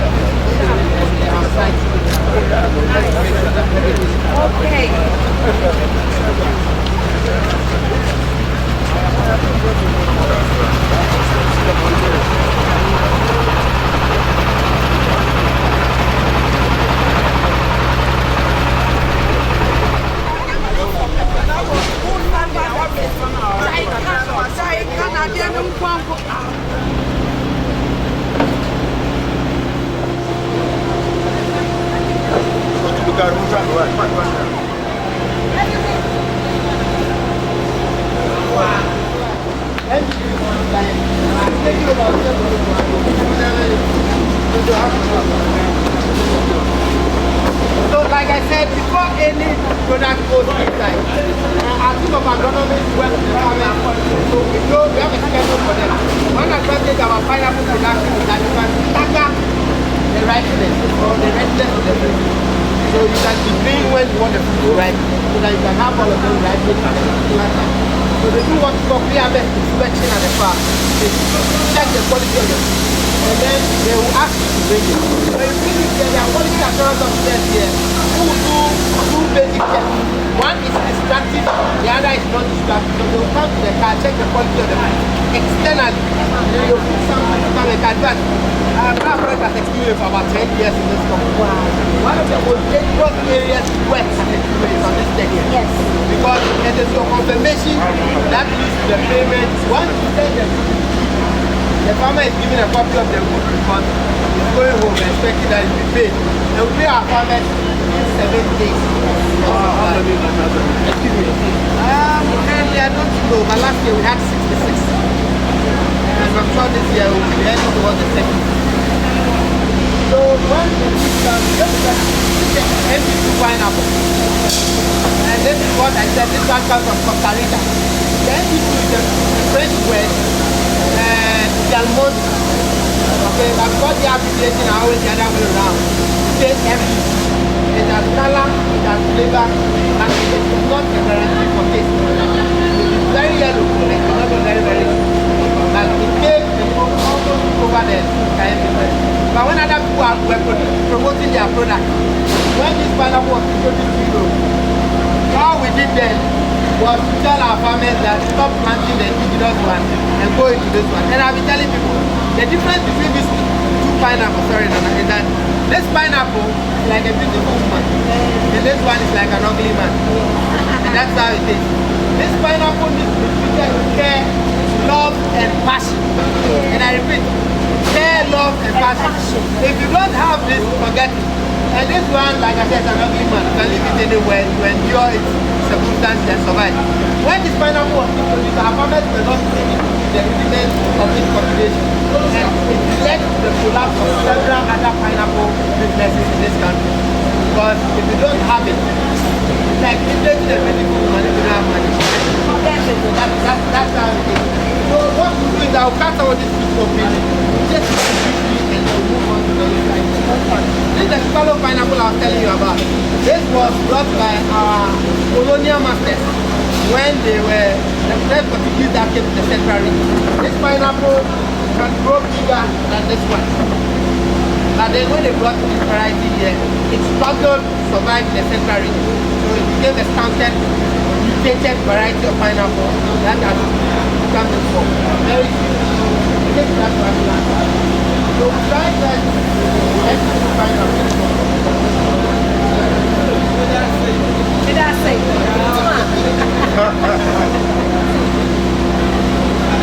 So you cannot collect this pineapple if you are or you don't know. So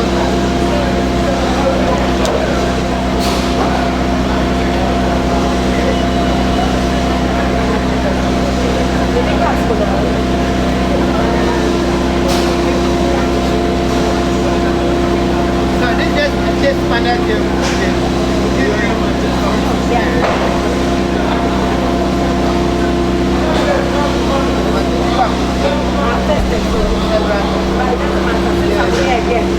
Not everybody can do it.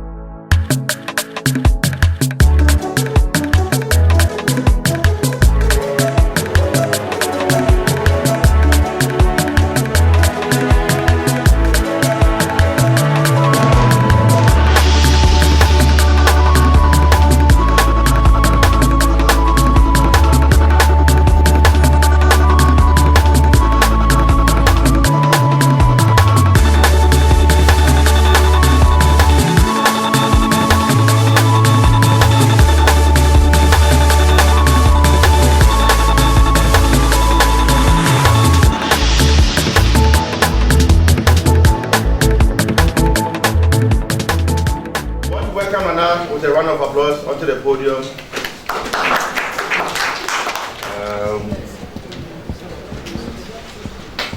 We want to appreciate you for accepting us here this afternoon. HBW has been in existence for some time now, and we want to express our profound gratitude for management for accepting us to be here this afternoon once again. We have heard about the good work that you are doing for Ghana by employing about 1,500 people directly. So indirectly, we are talking about close to about 3,000, and then the multiply effect is so huge. And creating employment is not easy. And we have also heard about the relationships that you have with your staff as well. You are a member of the Ghana National Chamber of Commerce and Industry, but of late you don't attend our meetings, and so designate somebody who will be punctual at our meetings to take advantage of the numerous opportunities and benefits that accrue for you as well. You are a big company, and so you may also need some other things. The smaller companies and the medium companies may also need you, and that's why we are coming together. We also want to see if there are any challenges that you are going through, so that we can channel it to government to seek redress.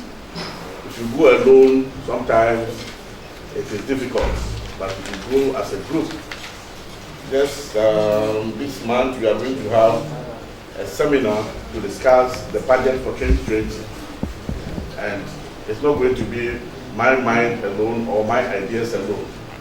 We collate ideas of members, and if there are any challenges, taxes, other benefits, we need to put them together to see how best government can help us. Private sector, as we say, is the engine of growth. If you look at the environment here, I think your existence has raised this place. Even though the road leading to this place is very, very, very appalling, but I hope you have also been doing some good corporate social responsibilities, and I think that will benefit the people around here. I've also learned that you are creating a good environment in terms of going by the standards of the authorities, and we want to commend you for all those things. We also recognize the significant investment made in building this factory, which is the largest dry fruits production plant in West Africa. I think we can put our hands together for them.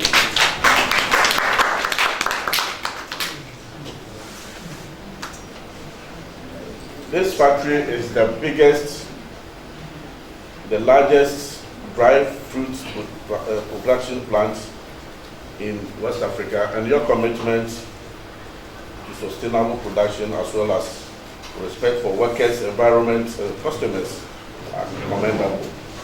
We are here this afternoon, first of all, to visit you, to familiarize ourselves with you, and to see if there are any challenges that we can discuss and move it. If it is above our capacity, then we'll discuss and see if the government can come in, because we are employing a lot of people.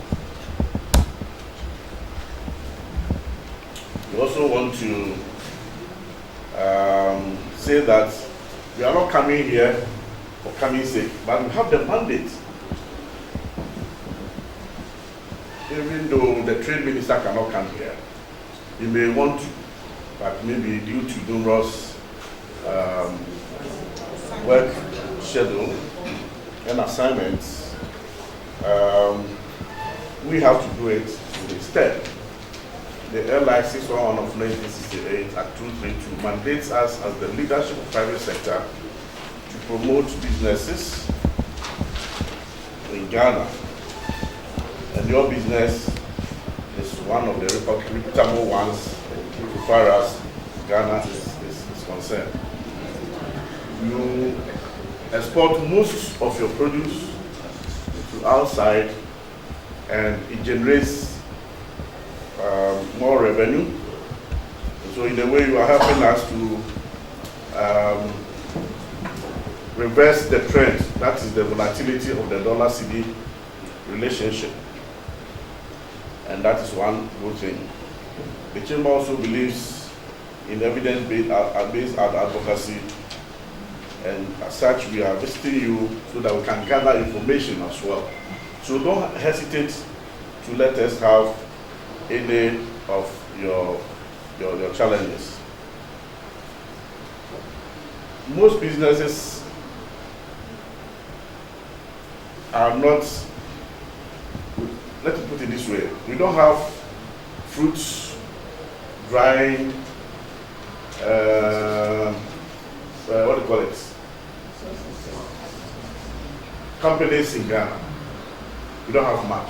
I think we have heard about some in the pipeline, but you have been in existence since 2010, so about 90 years. Sorry, I want to put you somewhere. 9 years, and I think I have a very good mathematicians in this room. So 9 years down the lane, you have crossed that deadline. The deadline is between 2 and 3.5 years. If you survive, it means you can, yes, and then clear the hurdle to the next stage. And so we are happy. And then thinking about 1,000 and over 1,500 people is not a joke. And we want to support you and make sure that the world evolves. So now we talk about innovations, we talk about research and development, we talk about technology and so many things. So we pray that you resort to some of these things so that you can increase your production, increase your workforce, and make sure that you support government to achieve the objectives of this nation. One other thing, as I saw, is about packaging. Very nice things here, especially this one. Very nice.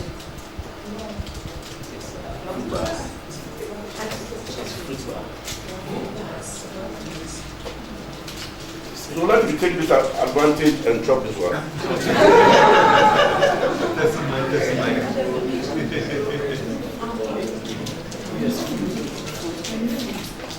We hope that you take customer service as your core area and make sure that you keep your customers as well. They will keep you also in business. So HPW Fresh and Dry Limited is a fruit drying company established in Ghana in 2010, which operates in a state-of-the-art plants for dry fruits using renewable energy sources, that is biogas and solar thermal. It is also a subsidiary of HPU AG based in Switzerland. HPW Fresh and Dry specializes in the sources and drying of fresh fruits, mainly mango, pineapple, coconut, papaya, banana, into delicious, exotic, natural dried products such as fruit balls. Fruit balls, okay. So show us. These are fruit balls. Yeah. These are mango and coconut balls. Okay. And these are mango and passion fruit balls. I want to see whether it's a ball. It is a ball.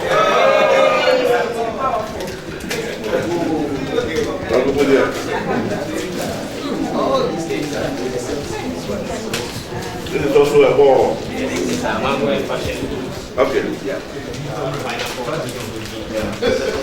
You want to have a good relationship. In fact, the relationship is already good, but I want to grow it from good, better, and to the best. We are here to interact with you and to also use you as a benchmark for others that are coming up. So you share your experiences with us.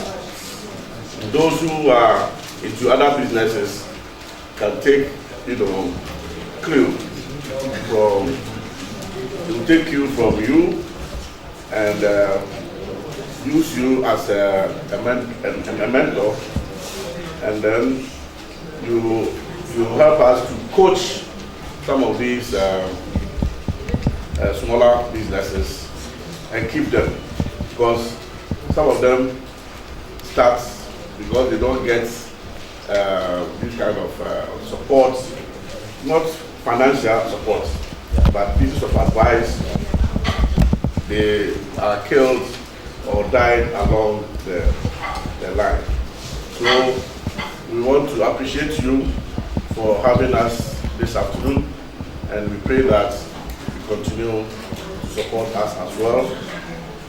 I hope you contest this year as part of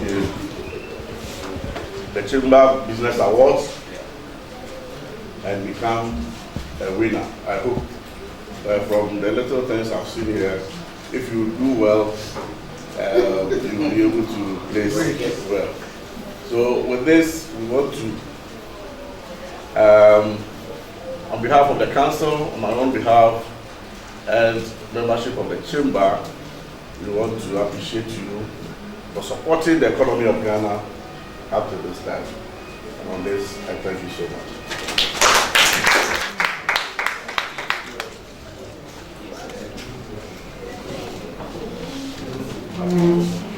We have a huge responsibility towards our customers, our colleagues, the society, the community, the country, everybody that we do business with. We have a responsibility towards such entity.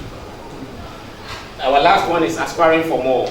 Like I said, we are mostly millennials here, and we want to grow with this company. So we keep aspiring for more. In the presentation, there might be some few points that will relate to what I'm saying. That we keep aspiring for more from a factory of 15 people in May 2011. Now we have 1,500 peak season employees here from 15, so a factor of 100. We operate this site here in Ghana. It's 2 main buildings. That's one which is we call Factory 1. That's our main factory. My office is down there. I've kept that office from day one, and I still want to keep it because it gives me a good view of the gates. Great. And we have Factory 2 that we commissioned in 2016. Factory 2 is mainly just a dry food factory. It just produces the bulk products. Factory 1, we've done a lot of extensions there where we do coconut oil production. I'm surprised we don't have some here. We sell coconut oil in Ghana, in Europe, mainly in Israel, and then also in the US. We then have the retail factory where we do these things. It's also a small factory on its own. So that building there houses 3 different departments, which is the bulk production. I don't know, when you came in, there was a very loud noise. It's cutting coconuts. Currently, we're using it only for coconuts. And to make the bulk coconuts that we had here, I think the nectar is gone. Not the nectar is gone. But we have the slices. We have another type, but that is gone. And so that's what the bulk side does in Factory 1. And then the oil production is also a factory and the retail factory. And like I said, Factory 2 does only bulk production of pineapple now. When we are in mango season, we shut down every other production and do only mangoes in the 2 facilities. Only the retail factory keeps working because mango is seasonal in Ghana and mango is our #1 product. Our growth over the years has been because of dried mango. Already in 2011, we noticed this because we were nominated as the #1 dry mango supplier in Europe by only two customers that we supply. They just did some research and they nominated our dried fruits as the best. This is because in those days we were having very good mangoes in Ghana. Unfortunately, I cannot say the same for today, but there have been some interventions hoping that in future it will get better again. But in our first 5 years, we had very good results with Ghanaian mango. Now, I'm afraid it's not the same. Yes, so Factory 2 was constructed only for bulk production, only for dried mango production. And like I said, when we are in mango season, we stop all productions and do only mango. It's between 65 and 70% of our output. That's what we do. Last year, we did about 1,600 tons of dried fruit that were actually sold in Europe and other places. And if you do that in with pineapples, then you need to multiply that factor by 16 because it takes 16 kilos of fresh pineapples to make 1 kilo of dried pineapple. Wow. Yeah. The yield is only 6% for pineapples to make 1 dried pineapple. So, and if you make rings like this, pineapple rings like this, then the yield is less because the customer wants a perfect ring, not a broken ring. So when one is broken, you take it out. Wow. And you get less output when you make rings. It can go as bad as 3 to 4%. When you look on the board, we have our extraction rates there. This room is our training room, so we put a lot of information here also for workers to know how we are faring as a company.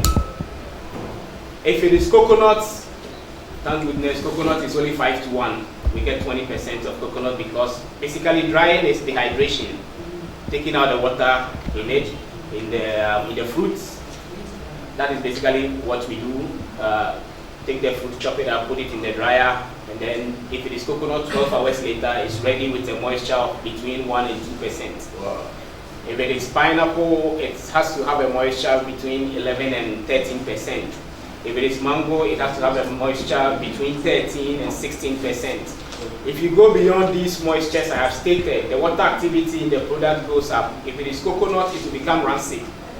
So rancid oil, the same thing will happen to coconut.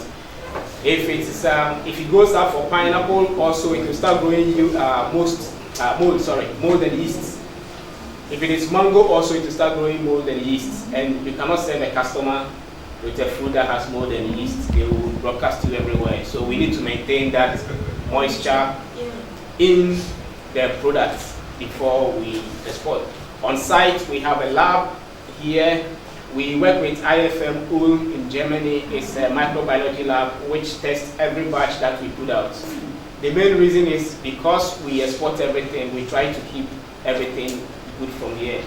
Our MD, our chairman actually says no compromise on quality. He prefers to lose the money in Ghana than to have bad publicity in Europe. So we try to go very strictly. The like Nana mentioned, I can call it. Oh yeah. Like Nana mentioned, we basically operate with renewable energy. We started this factory on that note, so we were green and we tried to do most things in the green way. When we started in 2011, we had our biogas system. We had also some solar panels on the roof, but those were solar heaters, just to produce heat. At that point, it was biogas for electricity and solar for heat. But then in 2013, all of us are industry players, so remember that in 2013-2014, we had huge problems in Ghana with the Gncci. So the biogas system became more difficult to maintain, more expensive to maintain. So we then switched to solar. We still kept the solar heaters, but we shut down the biogas generator and started using the biogas for our heating system and installed photovoltaics in Factory 1. In Factory 2, last week, we installed 350 kilowatts solar panels in Factory 2 a couple of, just a month ago, to subsidize our energy. From our internal resources, we currently have about 25% of our electrical energy produced here. And our heat energy is completely from biomass now. We just installed 3.5 megawatts biomass here. This whole building you see is just for energy systems. So I think we will go there to everything that we have here, we burn it there. The ash that comes out is rich in potassium, so it goes to our fields for when we are harrowing. We have organic pineapple farms. So when we are harrowing, we send the ash there, sprinkle it and mix it with the soil. We get bigger organic fruits than conventional fruits, and we attribute it to our biogas effluent, because every 2 weeks we have to discharge the biogas fermenter. When those 2 big tanks you saw there, and then the big balloon there, the big balloon that you see there is biogas. In this case, in this state, it's about 65% methane. It goes through filtration before it can burn. In this state, it will not burn. But our canteen at the back here, we use that biogas, so we don't buy LPG. Wow. For our dryers in Factory 1, or we use the biogas. What you see there in that balloon goes there. And the biomass I've mentioned and the solar I've mentioned. So let's see if I didn't cover something in the presentation. The company HPW is basically this man there. He used to be a marketing man for a company in Europe. He went to a fair and he saw a lot of fruits from Ghana. Coincidentally, he approached the gentleman at the fair, which is Bumat, and the man said he is producing pineapple in Ghana. So he asked the man, can I market your fruit? The man said, sure, I'm looking for market, that's why I'm at the fair. Then he went back to Switzerland and formed the company HPW. So the HPW is his name, that is Hans, Peter, and Weather. Wow. That's the HPW. When he started working with Beaumont, this was one of the first boxes that was used. So this whole thing is like something we don't change, this particular one. And then he started working with Blue Sky and other companies also out of Ghana because he realized there were more opportunities. He started with this box for fresh pineapples, then he added Blue Sky. At the point he was buying almost 40% of everything Blue Sky was producing and supplying in Europe. Now Blue Sky had grown very much, so they have other customers. But he was in charge of Blue Sky sales in Switzerland and Germany, the German area, Switzerland, Germany, and Austria. So he was in charge of that. In 2005, he sent down our current MD, Mike Blazer, to come and do the coordination of his export. And he came to form a company called HPW Fresh and Dry. That was when, HPW Services, that was when a few of us were recruited to work for this company. So basically we're doing fresh exports. And then in 2008, since we are all industry people, we remember that there was credit crunch in Europe.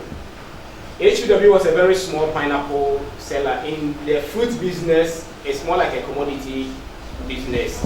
And there are the big guys like the Dole, Five First, Chiquita, Del Monte.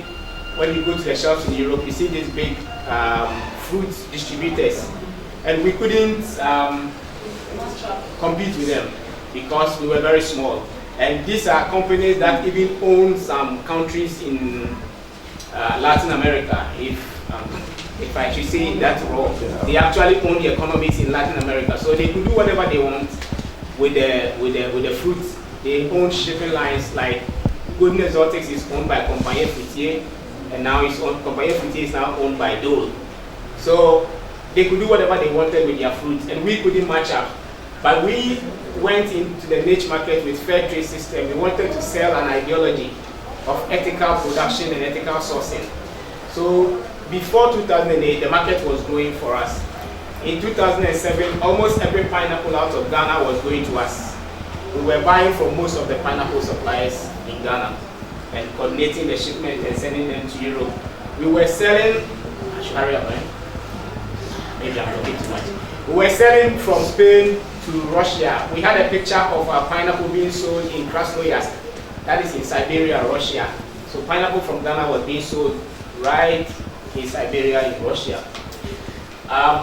When this credit crunch happened, we couldn't compete anymore, and it was a make or break for us. So the principals of the company decided that either they add value to the fruits in Ghana or they move out of Ghana because they can't sell the Ghanaian pineapple to European consumers. They have less disposable income to think about ethical production because fair trade is a marginally higher price than conventional pineapple. So the idea was to add value to it. Because HPW was already in business with Blue Sky, HPW said that he cannot do fresh cut fruits. The juice market is also very flooded with a lot of Latin America and Southeast Asian juice producers. So it wasn't also very competitive for us. So thinking outside the box a bit, we realized that, okay, from fresh fruits, then we should do dry fruits. So that's how come we became HPW, Fresh and Dry. Okay, go on. Basically, what we produce, I have mentioned, we have 3 main crops. Every other crop is added to these 3 crops and not really sold alone. So these 3 crops, mango, pineapple, and the next one, coconut, is about 95% of our output. We do a lot of other fruits. Currently, we are testing so many fruits. We are working with Nana mentioned innovation. We have an MPD lab there. They are doing so many things. We are working with moringa now. We are working with dragon fruit. We are working with lucuma, turmeric, so many things that we can. We are doing fusion fruits currently, which we will launch next year.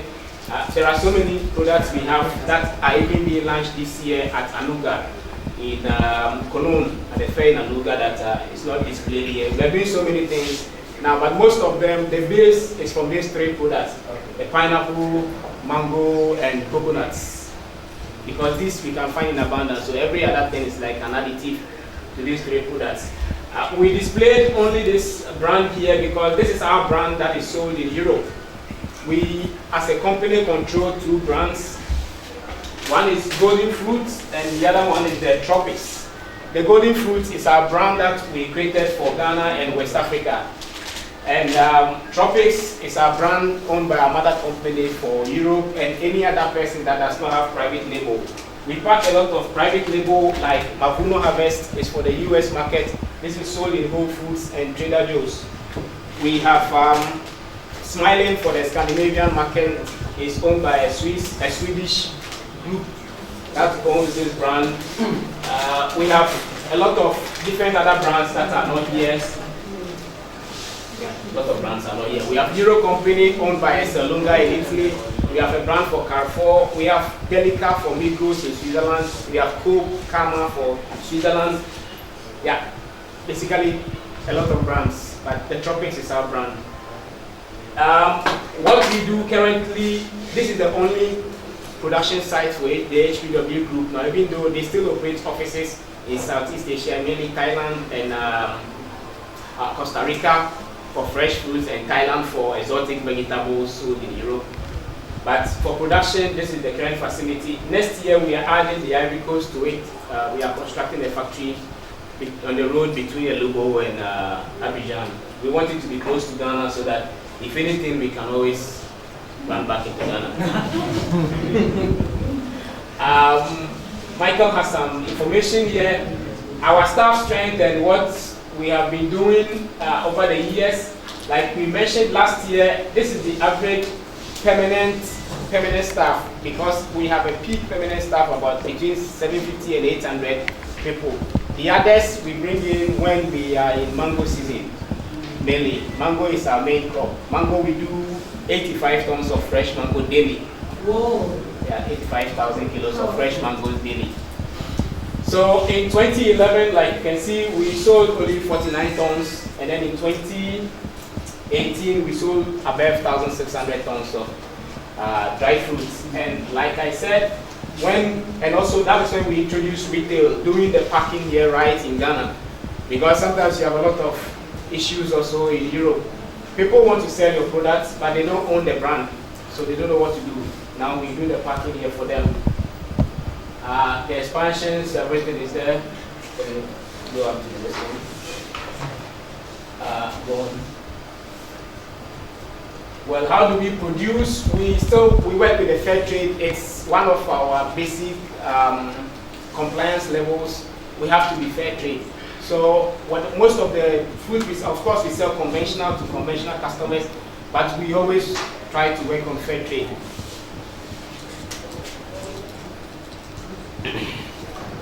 With some non-governmental organizations like the GIZ, IDH, CCAV, Hortifresh, most of these foreign agencies work with us in farmer training. They do clusters around us because we provide ready market for the fruit, and the farmers are closer to us. So with us, they reach a lot more farmers than they would have. And we organize trainings. So there is Mike. This picture is very old. We really like this picture, Mike and Mr. Ungo. This is when we were doing fresh fruits, but they really like this picture. What they are doing is they are checking the breaks of the pineapple, the sugar level in the pineapple. That's what they are using the refractometer to check. Pineapple is planted together in a plot, and it's kind of treated together. So when you cut one pineapple for a plot and you get the specification on that pineapple, it can be attributed to the whole field because it's planted always in plots. And all treatments are supposed to remain the same. Nana said it first, I've mentioned it already, we operate in a very ecologically friendly environment. Water that we use on site is all from 8 boreholes and also a dam. We constructed a dam because our water needs went up, and unfortunately this year the rains haven't been very favorable. We have one dam here, we have another dam about 4 kilometers away where we source water from for our production. The biogas, the fermenters, as soon as you go out, you see this was right from the beginning. All our food waste was going here. Now our consumption has gone down because consumption for heat energy has gone down because we are using factory one for only coconuts, and coconut does not take so much heat in drying. So the rest of the organic waste we have, we are taking it to our field for composting as fertilizer. But normally they all go through underground pipes and go to the biogas for fermentation and to generate the methane gas. Yes, I mentioned solar. This is not a solar for electricity, this is for heat. These ones have water under, and it heats up the water when the sun is shining. The water is used for the dryers. It's pumped into the dryers. Coconut is about 15% of our output. I mentioned that. This one. Pineapple is also about 15% of our output. Mango is 65% of our output. For us, it's the king of all the fruits we have. Mango season is when everybody is happy, workers are happy, people get huge bonuses. I mean, it's mango season. You do the mango season, and then once the mango season is over, then you start looking. This is our facility. We wouldn't be able to do a factory tour, one because of time and also because of some protocols. But here you can see in our facility, we mainly use manual labor. In this same factory, there is also a mango peeling machine. Clean until it is sold, then the customer can do what he wants with it. But until then, we keep it clean. So, and this is the assorting mangoes. When we cut the mangoes, we cut off the cheeks, it comes out very nicely. Then we cut the side of the mango like this, and it comes with part of the seed. So the ladies, they have scissors to trim off these seeds from the mango before it can be used. They are also sorting pineapples. They've removed pineapples and they are sorting them.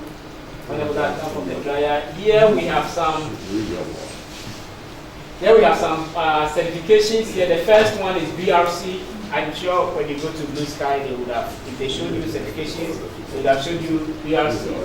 BRC and IFS. BRC is for the British or the English-speaking world, and IFS is for the other Europeans. BRC was accepted by the other Europeans until now. The uncertainty, we are all aware of Brexit. So this year, is it? Boris will beat me, yeah. Boris.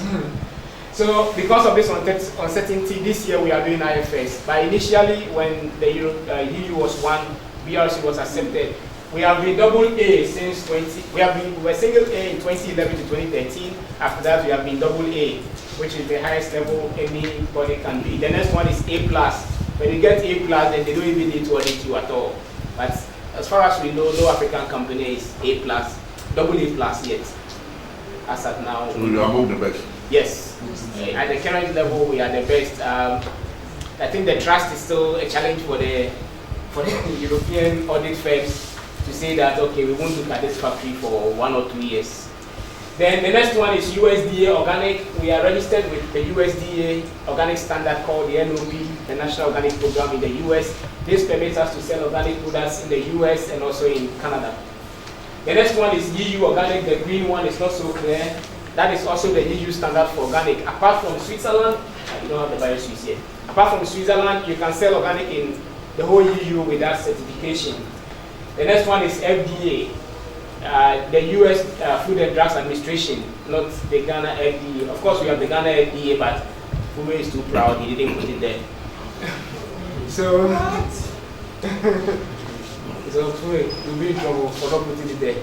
So the next one is the US FDA approval. We have also audits from the USDA. Our quality manager is even supposed to go for a course in the US on the 22nd, also for a PCQI course organized by the FDA. The next one is fair trade. Fair trade governs our social responsibility, our interaction with the workers, our suppliers, the environment, everything that we do. The next one is gluten-free. Because we sell retail products, we needed to be certified gluten-free so that the value chain is clean. And everybody knows we don't put wheat and such stuff inside our products. The next one is vegan. Our product has no milk, has no egg, has no meat or anything. So that was a very easy audit for us to go through. The next one is kosher. We have badass kosher for the Jewish market. Well, we have a Jewish brand that we sell both in Israel and the US. In Brooklyn, US, there is a big Jewish chain there called Bloom. And they buy kosher certified product for us. Bloom. Yeah, they buy kosher. And most of our packaging also have the kosher sign on it. So our product can be used by the Orthodox Jewish community. Okay, this is your last slide. So we want to give room for questions, but because of our time, we can do about maximum 8 questions. 8.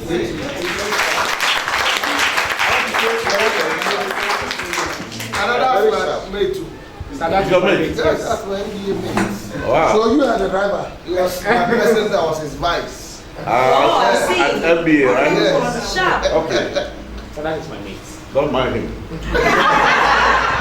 I like your presentation. Thank you very much. I'm so happy that your boss has also talked about the sustainability of the business and giving you and some other people the opportunity to have shares in the business. And this is what we always want to comment. So with this, I'll write personally and sign to your boss for this thing, and that will keep him to extend the shares to some of the colleagues who have also toiled and so that it will encourage more other foreigners who are in Ghana to do investments. Even though you are members of the chamber, once you have come here, we want to identify ourselves and to appreciate you and to continue to do the good work that we are doing.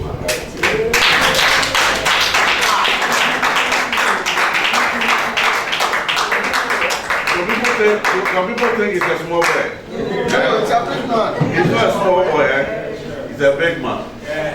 Yes. So, congratulations. Mike, okay, so you know the symbols that we have here. Those that you don't know, we have the names at the back. We'll show it to your boss. And we are having the Chamber Business Awards in November. We have presented to you sponsorship. Boss. Tell your boss. Projector off. Mike, have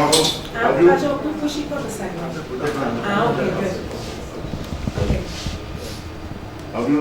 Have you brought him? Yes. Yeah. If you have not written your check, write it before the end of this week.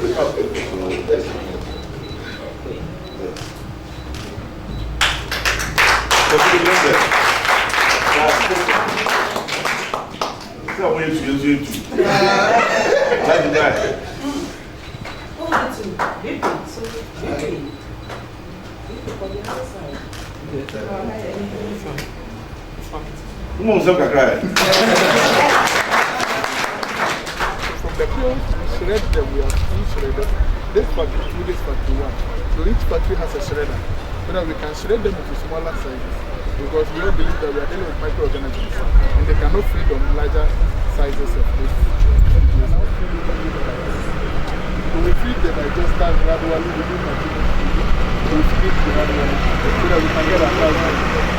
So when the gas is generated, we feed the gas to the boiler. So the boiler generates it, and that heat is being channeled back to the dryer room to dry the food. So as the food is being filled, the pills come here and generate a fuel, and that's a fuel that is the boiler will get us back to the dryer room.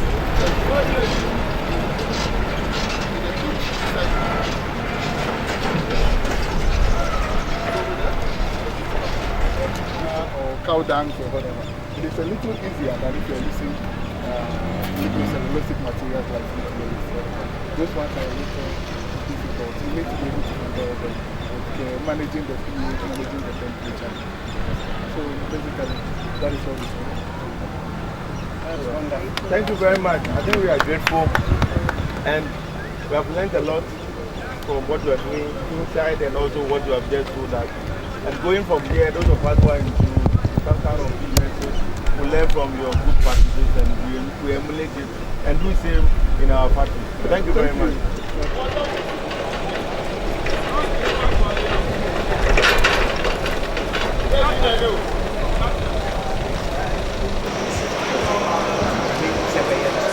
This is an area where we receive all the raw materials we need for our production. So when the food comes from the farm gates, it is received here and quality checks are done here. So after they do the quality checks and the consignment meets our specification, it is accepted. If it does not, it is rejected. But we hardly reject foods. Now, when it is pineapple, it is kept here for a day. Or issue for processing. If it is mango normally comes unripe, but it should be matured. So it comes with the bricks of 9 from 9 to 10. If you don't do 9 to 10 and you do less, because you are going to dehydrate and take some of the sugar out, it will come out as flat. You will get the sweetness. So mostly when they come, before you process, the bricks or the sugar level should double. So when you get 9, it means you are going to do 18. If it is 10, you do 20. That means you are sure that the final product will be sweet. So because we get a glut during the peak season, everybody this harvested mango, we get a lot of mango at a time. So we need to control the ripening. We have to ripen here. What issues